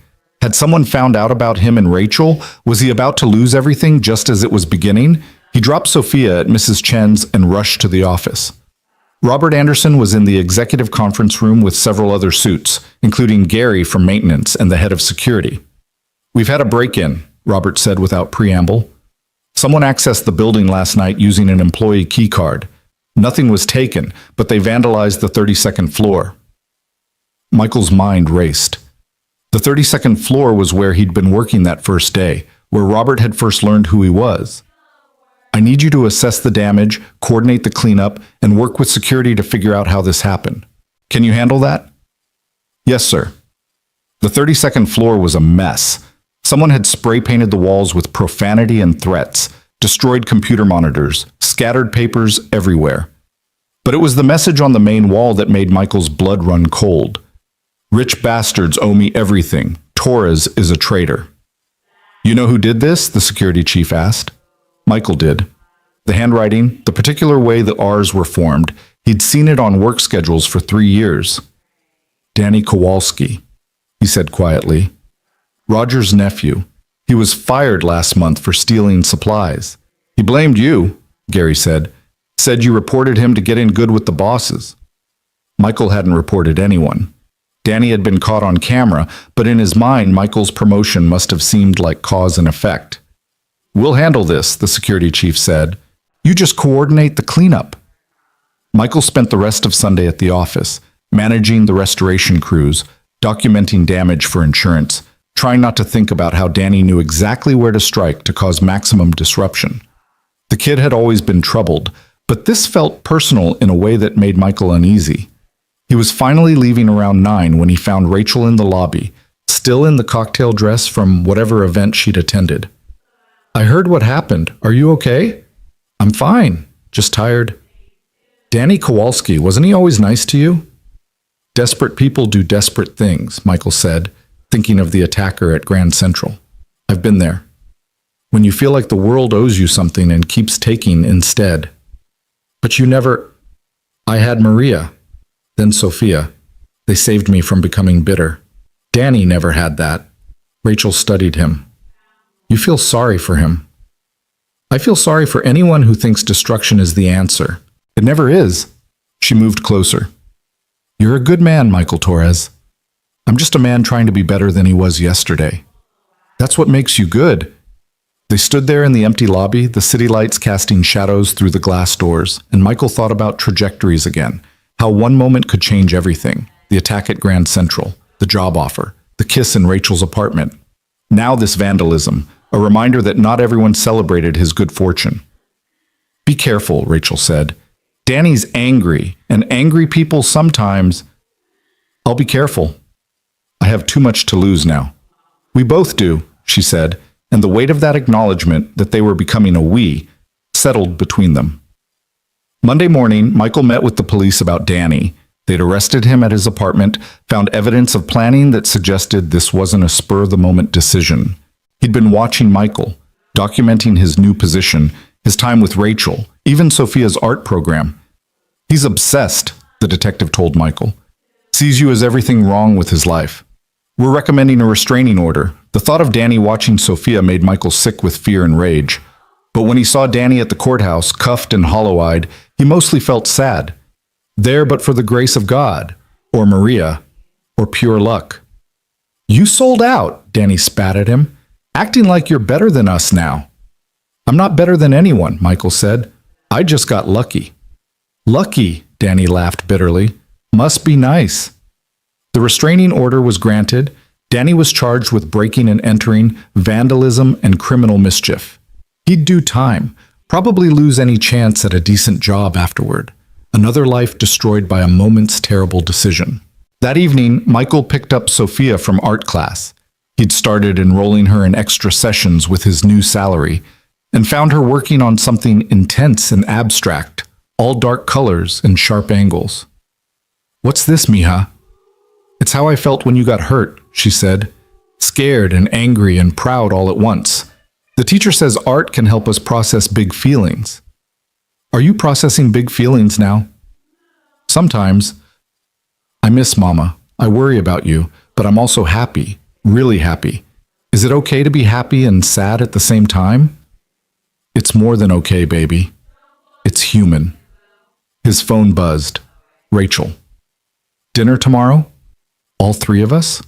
There's something I want to discuss." Michael's stomach nodded. That sounded ominous. But Tuesday evening, at a small Italian restaurant in Queens that Rachel had insisted on trying, her announcement wasn't what he'd feared. "I'm quitting," she said after they'd ordered. "Anderson Global, my father's company. I'm done." Sophia's eyes widened. Michael sat back, stunned. "What will you do?" he asked. "I'm starting a nonprofit. Art education for underserved communities. Real programs, not just Saturday workshops. After-school classes, summer camps, scholarship programs for talented kids who could never afford proper training." "Like me?" Sophia asked. "Exactly like you. You inspired me, Sophia. Both of you did. I've been sleepwalking through my life doing what was expected instead of what matters. I want to do something that matters. Your father will be furious, will probably cut me off. I don't care. I have some money my mother left me, enough to get started, and I'm good at fundraising when I believe in what I'm selling." She was radiant with purpose, more alive than Michael had ever seen her. This was the woman who'd been hiding under corporate polish and family expectations. "It's going to be hard," he warned. "Everything worth doing is hard. You taught me that." She reached across the table, took his hand in full view of Sophia and the entire restaurant. "I know this changes things between us. I won't be connected to your company anymore. My father will probably make things difficult, but I'm hoping—" "Yes," Michael said. "You don't even know what I was going to ask." "Doesn't matter. Whatever it is, whatever you need, yes." Sophia looked between them, a huge grin spreading across her face. "Are you two going to get married?" "Sophia!" Michael exclaimed, but Rachel laughed. "Not yet, sweetheart. But maybe someday, if your dad will have me." "He will," Sophia said confidently. "He looks at you the way he used to look at Mama. Like you're the best thing in the whole world." Michael's face burned, but Rachel squeezed his hand. "Your daughter sees everything, doesn't she?" "Everything," Michael confirmed. "It's terrifying." They talked through dinner about Rachel's plans, the logistics of starting a nonprofit, the programs she wanted to create. Sophia contributed ideas with the serious intensity of a consultant, making both adults laugh with her earnest suggestions. "We need good snacks," she said firmly. "Art makes you hungry, and the lighting has to be good, and we should have visiting artists come talk to us. Real working artists who can tell us how they make money doing what they love." "Would you be on my junior advisory board?" Rachel asked. "Help me make sure the programs actually work for kids? Can I have a title? Chief Youth Consultant?" "Deal," Sophia said, shaking Rachel's hand formally. Walking home afterward, Rachel had insisted on walking them despite the cold. Michael felt the strange sensation of his life clicking into place, like puzzle pieces finally forming a complete picture. "This is crazy," he said. "All of this. 3 weeks ago, 4 weeks now," Rachel corrected. 4 weeks ago, I didn't know you existed. Now you're rearranging your entire life and somehow we're falling in love?" Rachel suggested. Michael stopped walking. They were on their street, Sophia running ahead to pet Mr. Robinson's dog, and Rachel stood there in her expensive coat on the cracked Queens sidewalk, looking at him with those impossible blue eyes. "Is that what this is?" he asked. "I think so. No, I know so. I'm falling in love with you, Michael Torres. With your courage and your kindness and the way you see the world, with how you've raised Sophia and how you make me want to be better than I am. I know it's fast and complicated and probably unwise, but..." He kissed her, there on the street, with the neighbors probably watching and Sophia definitely watching, kissed her like she was air and he'd been drowning. "I love you too," he said when they broke apart. "God help me, I do." "Good," Sophia called from the stoop. Can we go inside now? It's freezing. They climbed the stairs together, the three of them, and Michael couldn't shake the feeling that this was just the beginning. There would be challenges. Robert Anderson's rage, the class differences that couldn't be ignored, the speed at which everything was happening. But there would also be this. Sophia's laughter, Rachel's hand in his, the promise of something real and true and worth fighting for. 4 weeks since a desperate man with a knife had changed everything. 4 weeks since Michael had stepped forward instead of stepping back. The scar on his shoulder would always remind him of that moment, but now it felt less like a wound and more like a door that had opened to let the light in. That night, after Rachel had gone home and Sophia was asleep, Michael lay awake thinking about the earthquake that was about to hit their lives. Rachel quitting Anderson Global wouldn't just upset her father, it would be seen as a betrayal. And Michael had worked for Robert Anderson long enough to know the man didn't handle betrayal well. The call came at 6 the next morning. Torres, my office, now. Robert Anderson's voice was arctic. Michael dressed quickly, left a note for Sophia, and made it to Manhattan in record time. The executive floor felt different this morning, charged with the kind of tension that preceded corporate bloodshed. Robert stood at his window, his back to the door when Michael entered. Sit. Michael sat. My daughter tells me she's leaving the company. She also tells me she's involved with you. He turned, his face carved from stone. I'd like to know what game you're playing. There's no game, sir. No? A janitor saves my daughter's life, gets promoted, and within a month has convinced her to throw away her career and her future. That doesn't sound like a game to you? With respect, Mr. Anderson, Rachel made her own decision. She wants to do something meaningful with her life. Meaningful. Robert spat the word like it tasted bad. And I suppose you think you're meaningful to her? You'd have to ask her that, sir. Robert moved closer, looming over Michael's chair. I've built an empire, Torres. From nothing. My daughter was supposed to inherit it, run it, expand it. Now she wants to throw it away to finger paint with poor kids, and you're telling me you had nothing to do with that. Your daughter has been unhappy for years, sir. Anyone who really looked could see it. And you looked? I see her. Not her last name or her trust fund. Her. Robert's laugh was bitter. How noble. Tell me, does seeing her include seeing the $5 million trust fund she gains access to next year? The apartment worth $3 million? The family fortune she stands to inherit? Michael stood, anger finally overcoming caution. I've been poor my whole life, Mr. Anderson. I know what it's like to choose between rent and medicine for your kid. But I also know what it's like to love someone for who they are, not what they have. Your daughter is brilliant and kind and brave. She could be broke, and I'd still love her. Love. Robert laughed again. You've known her a month. Sometimes a month is enough. Is it? Enough to risk your job? Because make no mistake, Torres, if you continue this relationship with my daughter, your time at Anderson Global is over. Michael had expected this, had been preparing for it since Rachel announced her plans. Then I'll clean out my desk today. Robert blinked, clearly not expecting immediate capitulation. You'd give up a $60,000 salary for a woman you barely know? I'd give up anything for the chance at real happiness, sir. For me and for Sophia. Your daughter makes us happy. Happiness doesn't pay bills, Torres. No, but it makes the bills worth paying. They stared at each other across the vast office, two men from different worlds with only Rachel connecting them. You're making a mistake, Robert said finally. She'll tire of you. The novelty will wear off. She'll realize you can't give her the life she's accustomed to. Maybe. Or maybe she'll realize that life wasn't worth being accustomed to. Michael turned to leave, then paused at the door. For what it's worth, sir, your daughter loves you. She just can't be you, and the harder you try to force her, the more you'll lose her. Get out! Michael cleaned out his desk, not that there was much to clean after only a few weeks. Roger watched from the doorway, shaking his head. Heard you got mixed up with the princess, he said. Bad move, kid. Maybe, but it's my move to make. What are you going to do now? Go back to what I know, I guess. There's always someone who needs a janitor. Roger studied him for a moment, then pulled out a business card.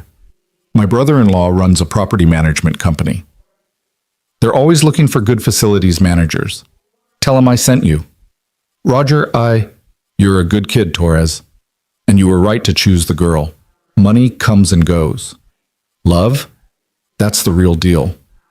By the time Michael made it home, Rachel was already there, sitting on his stoop with Sophia, both of them looking worried.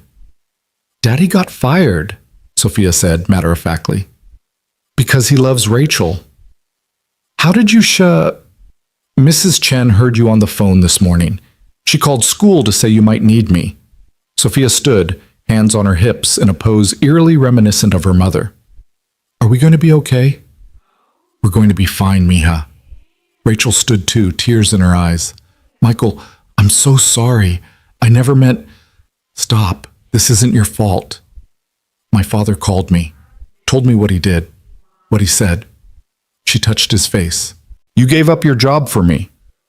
I gave up a job for us. There's a difference.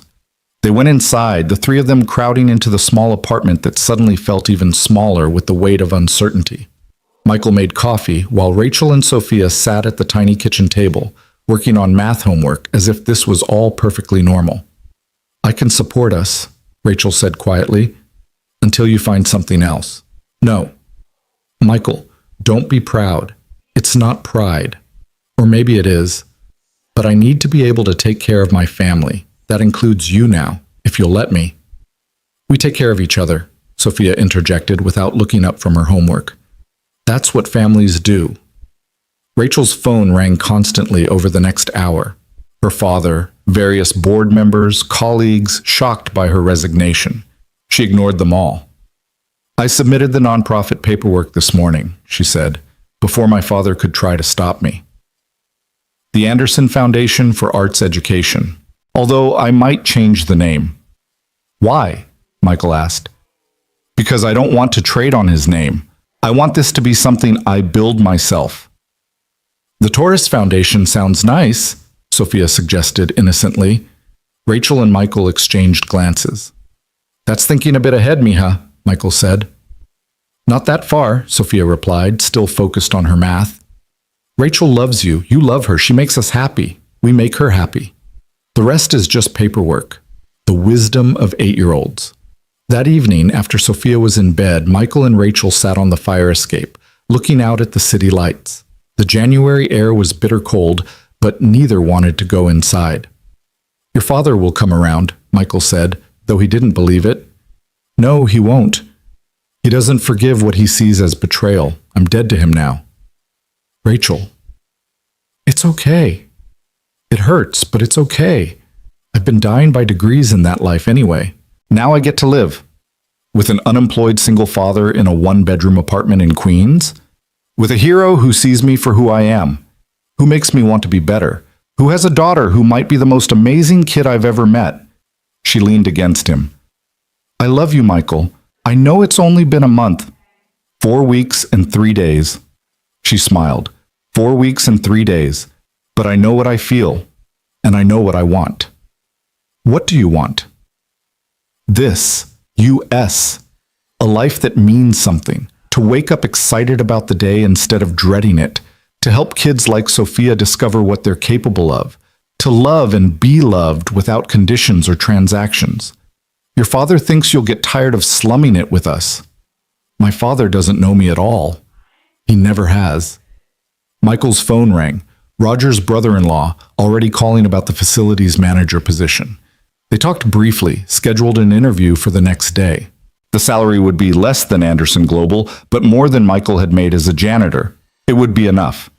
See, Rachel said, things work out. You're awfully optimistic for someone who just lost everything. I didn't lose everything.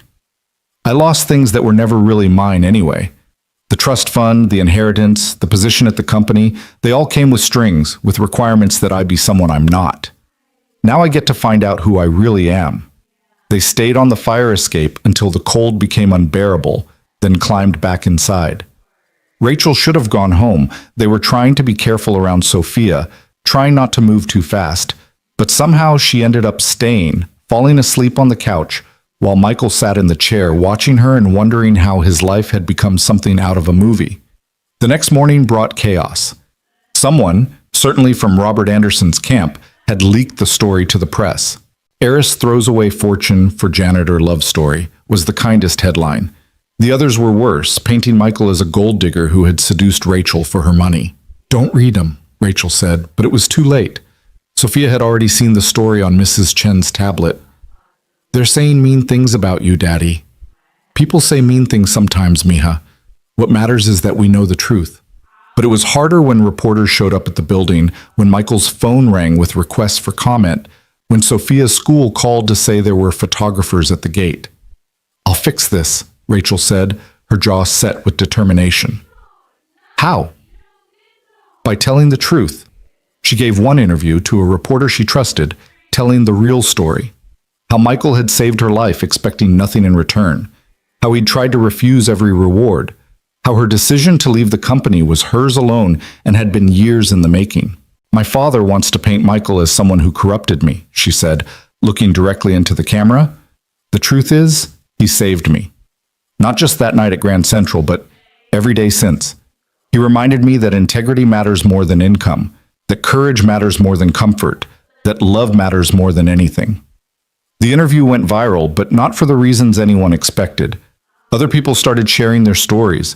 Women who'd been saved by strangers, men who'd risked everything for love, families who'd chosen happiness over wealth. Michael and Rachel became symbols of something larger, a reminder that sometimes the best things in life really couldn't be bought. Roger's brother-in-law hired Michael on the spot, impressed not by the media attention, but by Roger's recommendation and Michael's practical knowledge. The new job was in Brooklyn, managing a portfolio of residential buildings. Less prestigious than Anderson Global, but Michael found he preferred it. These were homes, not corporate offices. The work felt more meaningful. Rachel threw herself into building her nonprofit, working 18-hour days, calling in favors from old connections, applying for grants with single-minded determination. She turned their kitchen table into her office, laptop, and papers spreading across the surface until Sophia had to do homework on her bed. "You need a real office," Michael said one evening, watching her squint at spreadsheets. "This is fine for now. Rent money can go to programs instead." But it wasn't fine. Rachel was used to space, to resources, to assistance. Watching her adapt to their cramped life was both inspiring and heartbreaking. "We could get a bigger place," Michael suggested. "With my new salary." "No, I'm not displacing you and Sophia. This is your home." "Our home," Sophia corrected, looking up from her book. "Rachel lives here now, too." It was true in practice, if not officially. Rachel kept clothes in a corner of the closet, had her own coffee mug, knew which floorboards creaked and how to jiggle the toilet handle when it stuck. February arrived with a blizzard that shut down the city. The three of them spent the snow day playing board games, making soup from whatever was in the cabinets, and working on a 1,000-piece puzzle of Van Gogh's Sunflowers that Rachel had bought. "This is perfect," Sophia said, fitting another piece into place. "You're easily pleased," Rachel laughed. "No, really. We're all here. We're warm. We have food. We have each other. What else do we need?" Rachel and Michael exchanged glances over Sophia's head. The child had more wisdom than both adults combined. That night, after Sophia was asleep, they stood at the window watching the snowfall, transforming Queens into something magical. "Your father called me today," Rachel said quietly. "He wants to meet." Michael tensed. "And?" "I said no. Not until he can accept you, accept us. He has to understand that you're not negotiable. Rachel, he's your father, and you're my family now, you and Sophia. If he can't accept that, then he's choosing his pride over his daughter." The next week brought unexpected news. Maria's parents, who had cut contact when she married Michael, reached out. They'd seen the news stories, recognized Sophia in the pictures. "We were wrong," Maria's mother said when they met at a neutral location, a diner in Astoria. "We let pride keep us from our daughter, and now she's gone. We don't want to make the same mistake with our granddaughter." It was awkward at first. They were traditional, formal, uncomfortable with the attention the family had received. But when Sophia started speaking Spanish with them, Michael had made sure she learned. Their faces softened. "She looks like Maria," her grandfather said, tears in his eyes. "She has her spirit, too," Michael replied. They started slowly. Sunday dinners once a month, then twice. Rachel charmed them with her attempts at Spanish and her genuine interest in their stories. They were confused by her presence at first, this wealthy white woman who had given up everything for Michael, but Sophia explained it simply. She loves us and we love her. By March, Rachel's nonprofit had its first major donor, a tech billionaire who had grown up poor and loved the idea of giving kids chances he'd never had. The donation was enough to rent space, hire staff, and launch the first programs. "We did it," Rachel said, crying as she showed Michael the check. "We actually did it." "You did it," he corrected. "This is all you." "No, this is us." "None of this happens without you and Sophia. You gave me the courage to try." They found space in Long Island City, an old warehouse that could be converted into studios and classrooms. Michael spent his evenings and weekends helping with the renovation, his construction knowledge from years of maintenance work proving invaluable. Sophia appointed herself chief youth consultant in practice, as well as title, testing supplies, giving feedback on classroom layouts, and recruiting kids from her school for the first sessions. "We need a name," she declared at dinner one night. "The Anderson Foundation sounds like a bank." "What do you suggest?" Rachel asked. Sophia thought carefully. "Second chances." "That's not really an art name, mija," Michael said. "But that's what art is, right? A second chance to see things differently, a second chance to express yourself, a second chance to become who you're meant to be." Rachel grabbed a napkin and started sketching a logo. Second Chances Art Studio, for kids who deserve another way to see the world. "It's perfect," Michael said. Robert Anderson heard about the name and was predictably furious. Rachel had rejected his legacy entirely, chosen a name that had nothing to do with him, but others loved it. The story of the name, inspired by an 8-year-old who understood that everyone deserved another opportunity, became part of the nonprofit's mythology. Opening day was April 1st, which Sophia found hilarious. April Fool's Day. "It's perfect because everyone thought we were fools for trying this." 50 kids showed up for the first session, ranging from 5 to 18, all from families who could never afford traditional art education. Rachel had recruited real working artists as teachers, people who understood both the joy and struggle of creative life. Michael watched from the back as Rachel welcomed everyone, as Sophia helped younger kids find supplies, as something they dreamed into existence became real. "You did good," a voice said beside him. He turned to find Robert Anderson standing there, looking older and somehow smaller than Michael remembered. "Mr. Anderson, my daughter looks happy." "She is happy." "And you? Still think love is worth more than money?" "Every day, sir." They stood in silence, watching Rachel help a small boy hold a paintbrush correctly, her face glowing with purpose. "I was wrong," Robert said quietly, the words clearly costing him. "Not about you. I still think you're all wrong for her, but about her. She was dying in my world, wasn't she? She was surviving. Now she's living. Because of you. Because of herself. I just reminded her she had choices." Robert turned to leave, then paused. "Take care of them. Both of them. Always." He left without speaking to Rachel, but the next day a massive anonymous donation appeared in Second Chance's account. Rachel knew immediately who it was from. "He's trying," she told Michael. "In his own way, he's trying. Do you want to reconcile? Maybe. Someday, but not at the cost of us. Never at the cost of us." Spring bloomed across New York, and with it their makeshift family solidified into something permanent. Rachel officially moved in, bringing only clothes and art supplies, leaving her expensive furniture and most of her possessions behind. "I don't need things," she said. "I need this." They were cramped, stepping on each other constantly, but happy. Sophia had never had a mother figure since Maria died, and while she was careful never to call Rachel Mom, the relationship was clearly heading that direction. One evening in May, as they walked through Central Park after one of Sophia's art shows at Second Chances, Sophia ran ahead to chase pigeons, leaving Michael and Rachel alone. "Marry me," Michael said suddenly. Rachel stopped walking. "What?" "Marry me. I know we don't have much. I know it's only been 5 months. I know your father will probably have a stroke, but marry me." You're proposing in the middle of Central Park with no ring while your daughter chases pigeons. I'm proposing while we're happy and together and building something beautiful. The ring can come later. The fancy proposal can come later. But the promise, the commitment, I want that now. Rachel kissed him, right there with tourists watching and Sophia cheering in the distance. Yes. Of course. Yes. Really? Michael Torres, I gave up $5 million for you. You think I'd say no to a proposal? When you put it like that? Sophia ran back, breathless and beaming. Did you ask her? Did she say yes? How did you... Daddy, you've been carrying Grandma's ring in your pocket for 3 weeks. You're not that subtle. Maria's mother had given him the ring at their last Sunday dinner, a simple band with a small diamond that had been in the family for generations. She said I should have given it to Maria, she'd told Michael. But I was too proud. Don't make my mistake. Give it to the woman you love.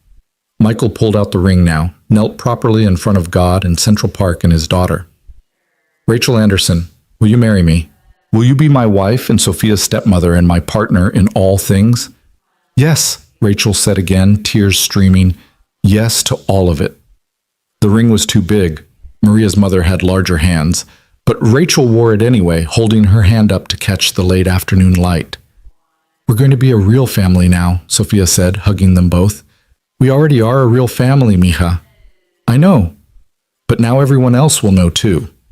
They were married 6 weeks later in the community garden where Maria had loved to take Sophia.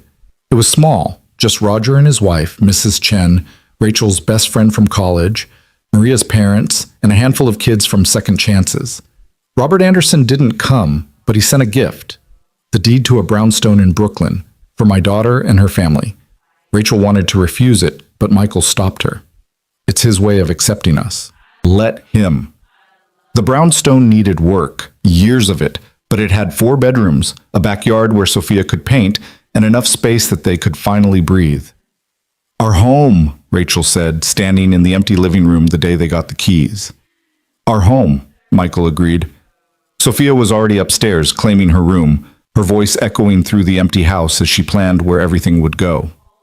That night, in their new home with boxes everywhere and only a mattress on the floor, the 3 of them ate Chinese takeout and played cards by candlelight because they hadn't figured out the electricity yet. This is the best day, Sophia declared, winning another hand of Go Fish. Better than Christmas? Rachel asked. Better than anything. We're home. Really home. Michael looked at his wife, and his daughter, sitting in their dilapidated brownstone with no furniture and no clear plan for fixing it up, and thought about trajectories again. 6 months ago, he'd been a janitor struggling to make ends meet. Now he was married to the love of his life, raising his daughter in a house they owned, building something meaningful together. All because he'd stepped forward when everyone else stepped back. All because he'd chosen courage over safety. All because sometimes the most dangerous moments lead to the most beautiful destinations. What are you thinking about? Rachel asked, catching his distant expression. Just how lucky we are. Lucky. She looked around at the water-stained walls and warped floorboards. You have a strange definition of lucky. I have you. Sophia has you. We have each other, and this place, and second chances, and a whole future to build together. That's not luck. That's a miracle. Rachel reached across the takeout containers to squeeze his hand. You saved my life that night at Grand Central. You saved mine right back. We saved each other, Sophia said matter-of-factly. That's what family does. Outside, Brooklyn settled into evening, the sounds of the city filtering through their walls.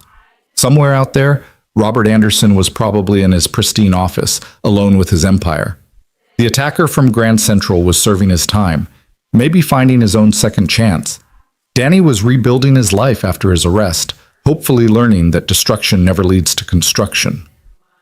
But here, in their barely habitable brownstone, with lo mein noodles and flickering candles and Sophia's laughter filling the empty rooms, Michael Torres had everything he'd never known he wanted. He had Rachel, brilliant and brave, choosing love over luxury every single day. He had Sophia, growing into an artist and a force of nature. He had purpose and meaning and a future that stretched out like one of Sophia's paintings, full of color and possibility. "I love you both," he said suddenly, the words bursting out of him. "We love you too, Daddy," Sophia said, as if it was the most obvious thing in the world. "Forever?" he asked, an echo of the bedtime ritual from when she was younger. "Forever and always," Sophia confirmed. "And then some," Rachel added, starting their own tradition.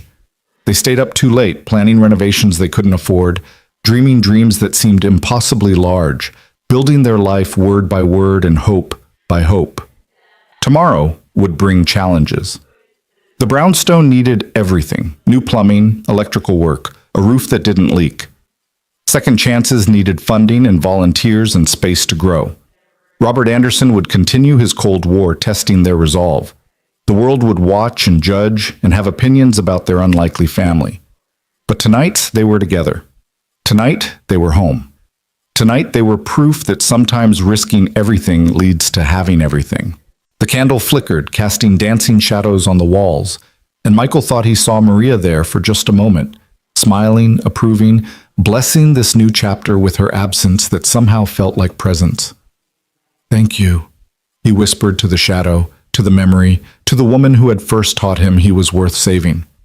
"What?" Rachel asked. "Nothing. Everything. Just grateful." She kissed him, tasting like soy sauce and happiness. "Me too."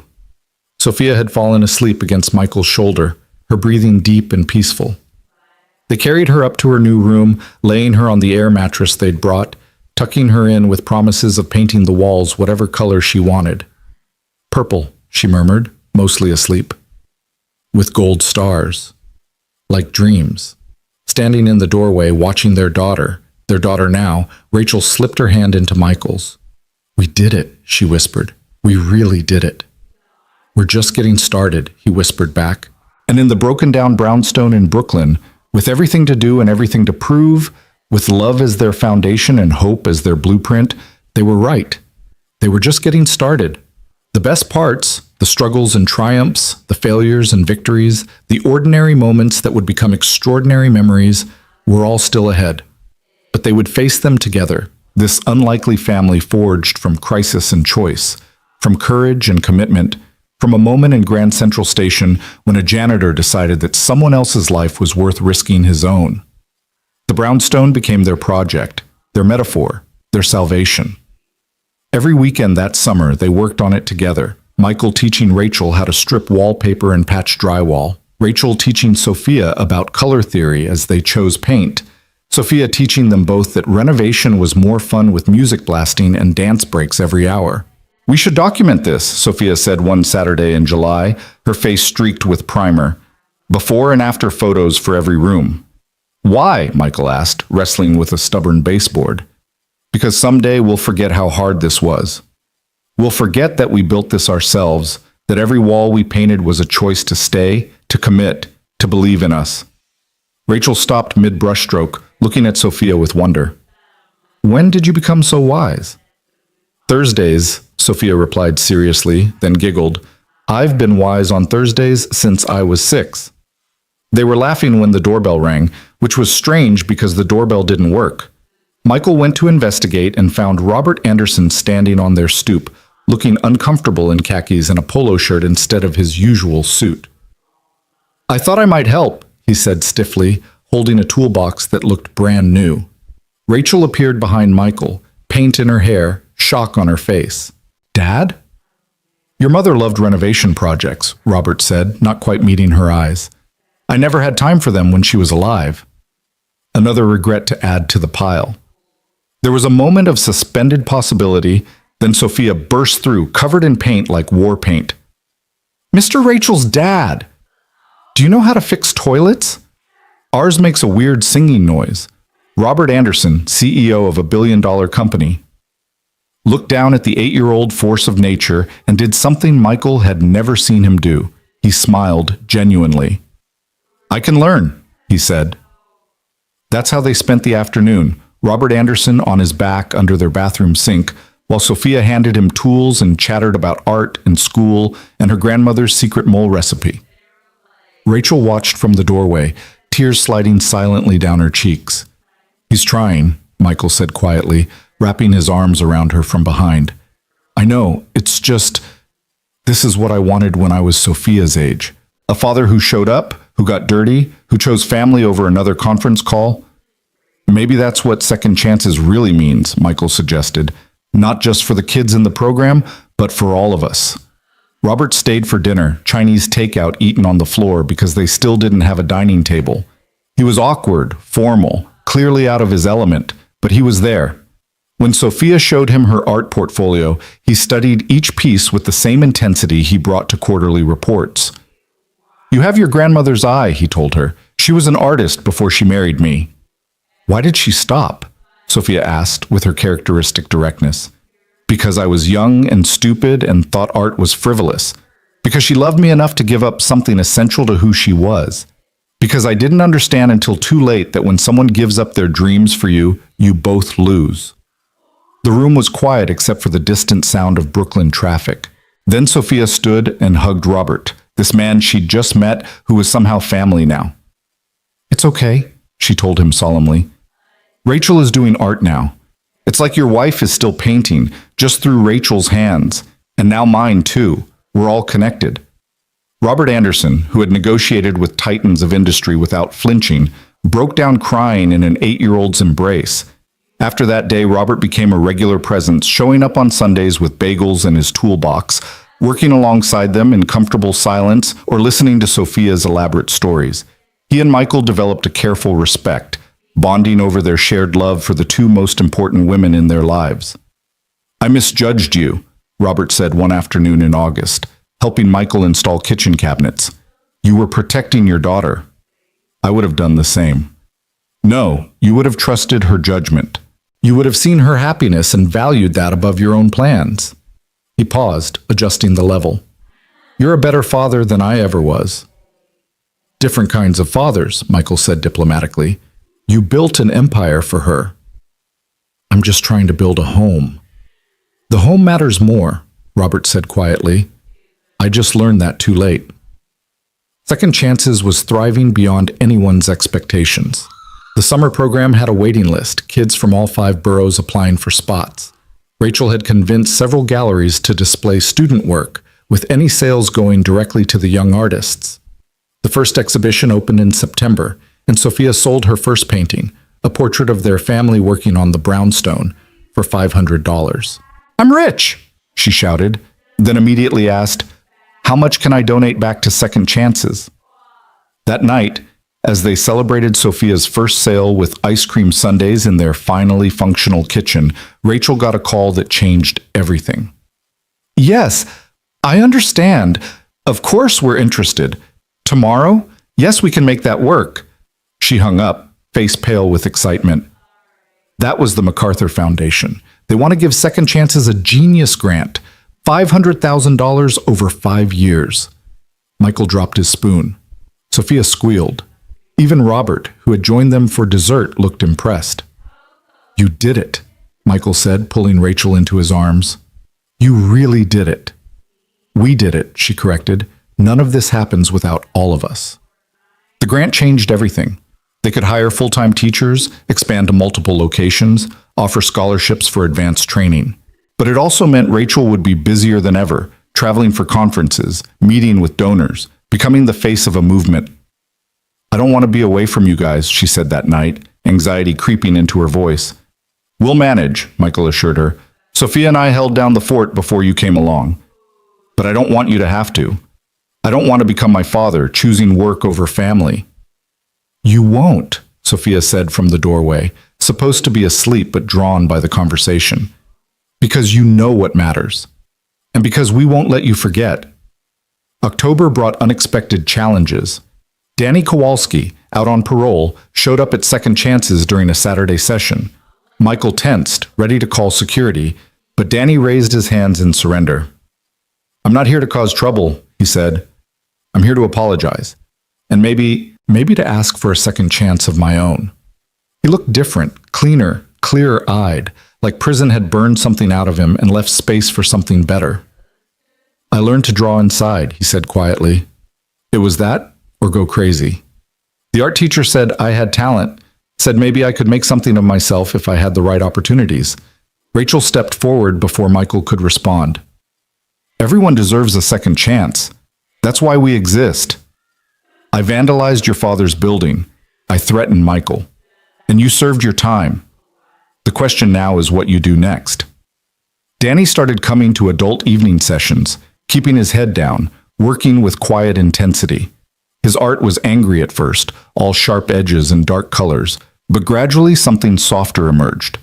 By December, he was helping teach younger kids, his own rough past making him uniquely qualified to reach the ones who trusted no one. You gave him a chance when I wouldn't have, Michael told Rachel one night, watching Danny help a troubled teenager with perspective drawing. You gave me a chance when my father wouldn't have, she replied. Grace has to start somewhere. Christmas Eve arrived exactly 1 year after the night that started everything. They decided to mark it with a celebration at Second Chances, inviting all the families, the teachers, the donors who had believed in their vision. Michael stood in the main studio, watching the controlled chaos of children creating, parents chatting, his wife, his brilliant, brave wife, moving through the crowd like she was born to this. Sophia was demonstrating watercolor techniques to a group of younger kids, patient and encouraging. Quite a year, a voice said beside him. Robert Anderson, holding a cup of punch and looking more relaxed than Michael had ever seen him. Sometimes I can't believe it's real, Michael admitted. It's real because you made it real. All of you. Robert paused. I've been thinking about that night. The attack. If you hadn't saved Rachel, someone else would have. No, they wouldn't have. Everyone else stood back, remember? Only you stepped forward. He turned to Michael. I spent so long focused on what you couldn't give my daughter, wealth, status, the life I'd planned for her. I never considered what you could give her that I couldn't. Which is the courage to be herself, the permission to choose love over logic, the example of someone who does the right thing even when it costs everything. Before Michael could respond, Sophia ran up, grabbing both their hands. Come on! Rachel's about to make the announcement. They let her pull them to where Rachel stood on a makeshift stage, glowing with excitement. A year ago tonight, my life was saved by someone who expected nothing in return, she began, finding Michael's eyes in the crowd. That act of selfless courage started a chain of events that led us all here. To this place where art and hope intersect, where second chances aren't just possible but promised. She continued, announcing the expansion plans, the new partnerships, the scholarship fund established in Sofia Torres's name for young artists showing exceptional promise. But Michael barely heard the details, too focused on watching his wife shine, his daughter beam, his father-in-law wipe away tears he'd deny later. After the celebration, as they cleaned up, Sophia found a package hidden behind one of the easels. It was addressed to Michael, no return address, postmarked from Connecticut. Inside was a canvas, a painting of Grand Central Station on a winter night, crowds frozen in a moment of crisis, but with one figure moving forward, reaching out. It was beautiful and haunting and somehow hopeful. The note attached was simple. You saved more than one life that night. Thank you for showing me that courage is possible. A stranger who stopped being strange. Michael never found out who sent it, though he had his suspicions. The painting now hangs in their living room, a daily reminder that single moments of bravery ripple outward in ways we never see. Spring came again, and with it, news that would reshape their family once more. Rachel was pregnant. They found out on a Tuesday, sitting in a doctor's office that smelled like disinfectant and possibility. You're going to be a big sister, Rachel told Sophia that evening. Sophia's eyes went wide, then filled with tears. Really? A real brother or sister? Real as it gets, mija, Michael said, his own throat tight with emotion. What if I'm not good at it? What if the baby doesn't like me? Rachel pulled her close. You're already the best big sister in the world. This baby is so lucky to have you. Can we name it after Mama if it's a girl? Sophia asked quietly. Michael and Rachel exchanged glances. We could use Maria as a middle name, Rachel suggested. Would that be okay? Perfect, Sophia said. That way Mama is still part of our family. Robert Anderson's reaction to the pregnancy was unexpected. He showed up the next day with an armload of parenting books, a crib that cost more than Michael's first car, and a vulnerability Michael had never seen before. "I miss so much with Rachel," he said. "Her first steps, her school plays, her art shows. Always working, always building something I thought mattered more. Don't make my mistakes, Michael." "I won't." "You say that now, but success is seductive. The nonprofit is growing, your job is demanding. There will always be reasons to miss things." He paused. "I've been thinking about stepping back from the company. Maybe spending more time at Second Chances, if Rachel will have me." "Dad," Rachel said from the doorway, having heard everything. "You built Anderson Global from nothing. It's your life." "No," he said firmly. "You're my life. You and this family you've created, this second chance I don't deserve. The company will survive without me. I'm not sure I'll survive without you." By summer, Robert had transitioned to chairman emeritus, handing daily operations to his CFO. He spent his newfound time at Second Chances, teaching business skills to older students, using his connections to secure internships and scholarships. He was awkward with the kids at first, too formal, but Sophia appointed herself his translator. "Mr. Robert means he likes your painting," she would interpret. "He just doesn't know how to say it without sounding like a business email." The baby was due in November. They found out it was a boy in July, and Sophia immediately began painting murals on the nursery walls, a jungle scene with friendly animals, all watching over the crib with protective eyes. "So he's never alone," she explained. "Even when we're not in the room, the animals will watch him." Michael found Rachel crying over the murals one evening, pregnancy hormones and emotions overwhelming her. "What's wrong?" "Nothing's wrong.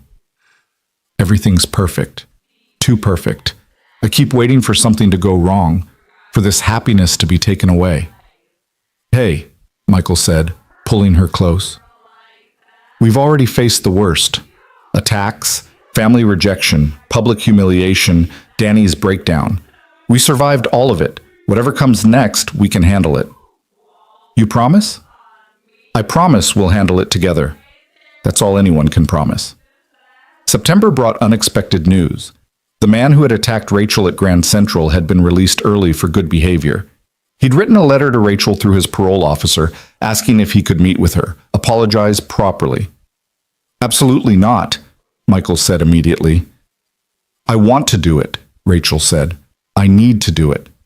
"Rachel, he's someone's father, Michael. Someone's son. He was desperate and did something terrible, but doesn't he deserve a second chance too?"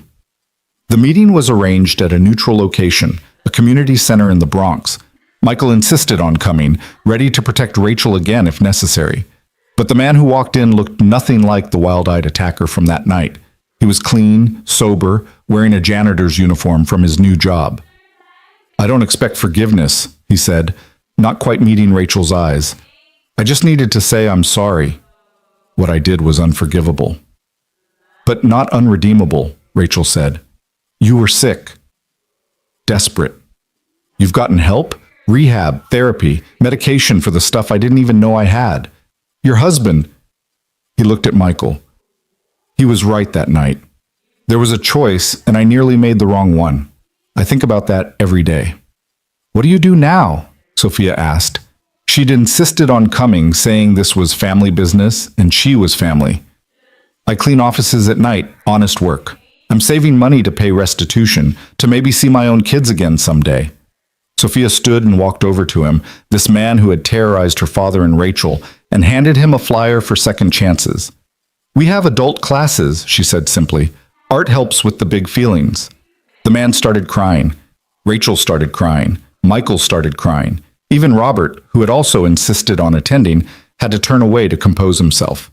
The man never came to Second Chances. It would have been too much, too complicated. But they heard later that he'd enrolled in art therapy at a community center near his halfway house, that he was rebuilding slowly, carefully, one day at a time. "You have the biggest heart," Michael told Sophia that night. "Just like your mother." "Both my mothers," Sophia corrected. "Rachel has a big heart too."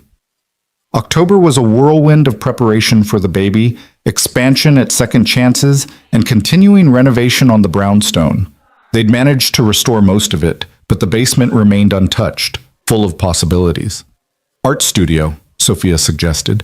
Man cave, Michael countered. Wine cellar, Robert offered. Playroom, Rachel said, hand on her growing belly. For this little one and maybe others? Others?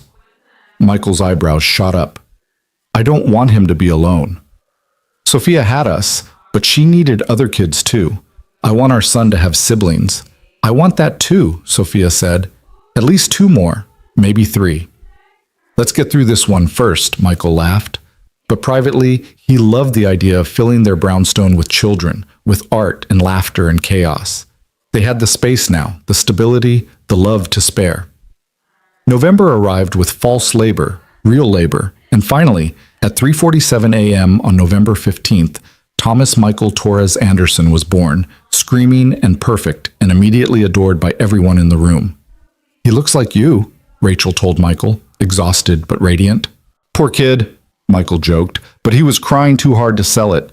Sophia held her brother for the first time with the careful reverence usually reserved for ancient artifacts.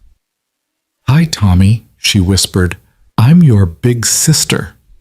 I'm going to teach you everything, how to draw, how to read, how to be brave like Daddy, and kind like Rachel, and smart like Grandpa Robert. What about Maria? Rachel asked gently. What would she teach him? Sophia thought carefully. She'd teach him to find beauty everywhere, even in sad places. And she'd teach him that love doesn't end just because someone goes away. It just changes shape. The nurse had to leave the room because she was crying too hard to continue her work. They brought Tommy home to a brownstone full of people. Mrs. Chen from the old building, Roger and his wife, Rachel's college friends, teachers from Second Chances, even Danny Kowalski, now one of their most dedicated volunteers. Maria's parents were there too, having become regular fixtures in their lives, teaching Sophia traditional recipes and Spanish lullabies that she now sang to Tommy. This is what family really means, Robert said, looking around the crowded living room. Not blood or law or tradition, but choice. All these people choosing to be here, to be part of something bigger than themselves. That night, after everyone had gone and Tommy was sleeping in his jungle-guarded nursery, the 4 of them, 5 counting the baby, sat in their renovated living room, looking at how far they'd come. The walls held their story now. The painting from the anonymous stranger, Sophia's artwork from every stage of her development, photos of Second Chance's kids at their exhibitions, Michael and Rachel's wedding portrait, the ultrasound that announced Tommy's existence. But it was the newest addition that made Michael's throat tight every time. A photo from that afternoon, their whole extended unconventional family crowded into the frame, all looking at Tommy with wonder and love. What are you thinking? Rachel asked, catching his contemplative mood. About trajectories. About how one moment can change everything. The attack? That was the catalyst, but not the moment. The moment was when I decided to step forward. Everything else followed from that choice. What if you hadn't? Sophia asked. What if you'd walked away? Michael considered this, the alternate timeline where he chose safety over courage. Then I would have taught you the wrong lesson about what matters. And we wouldn't have all this. All this mess, you mean? Rachel laughed, gesturing at the chaos of baby supplies and art projects and renovation materials that had taken over their home. All this beautiful, perfect mess, Michael corrected. Tommy stirred in his bassinet, making the small sounds that preceded crying. Sophia jumped up immediately. I'll get him. He probably needs to know we're still here. They watched her carefully lift her brother, cooing reassurances. We're all here, Tommy. You're safe. You're loved. You're home. Christmas came again, their second in the brownstone, but their first as a complete family. The tree was enormous this year, Robert having insisted on getting one that touched the ceiling.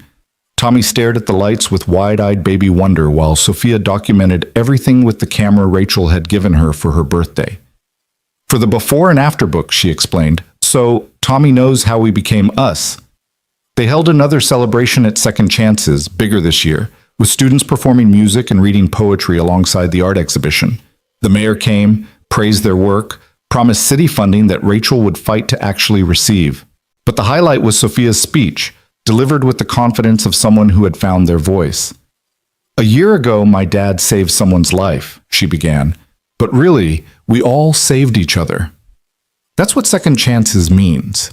Not just getting another try, but helping other people get theirs too. Every painting here, every poem, every song, they're all proof that beautiful things can come from hard places. The applause was thunderous. Michael caught Rachel wiping tears, Robert openly sobbing, and Tommy sleeping through it all with the peace of someone who had never known anything but love. Later, as they cleaned up, Michael found himself in the same spot as the year before, looking at the same scene but seeing how much had changed. The studio was bigger now, the program established, the dream made manifest. But more than that, his family was complete in ways he'd never imagined possible.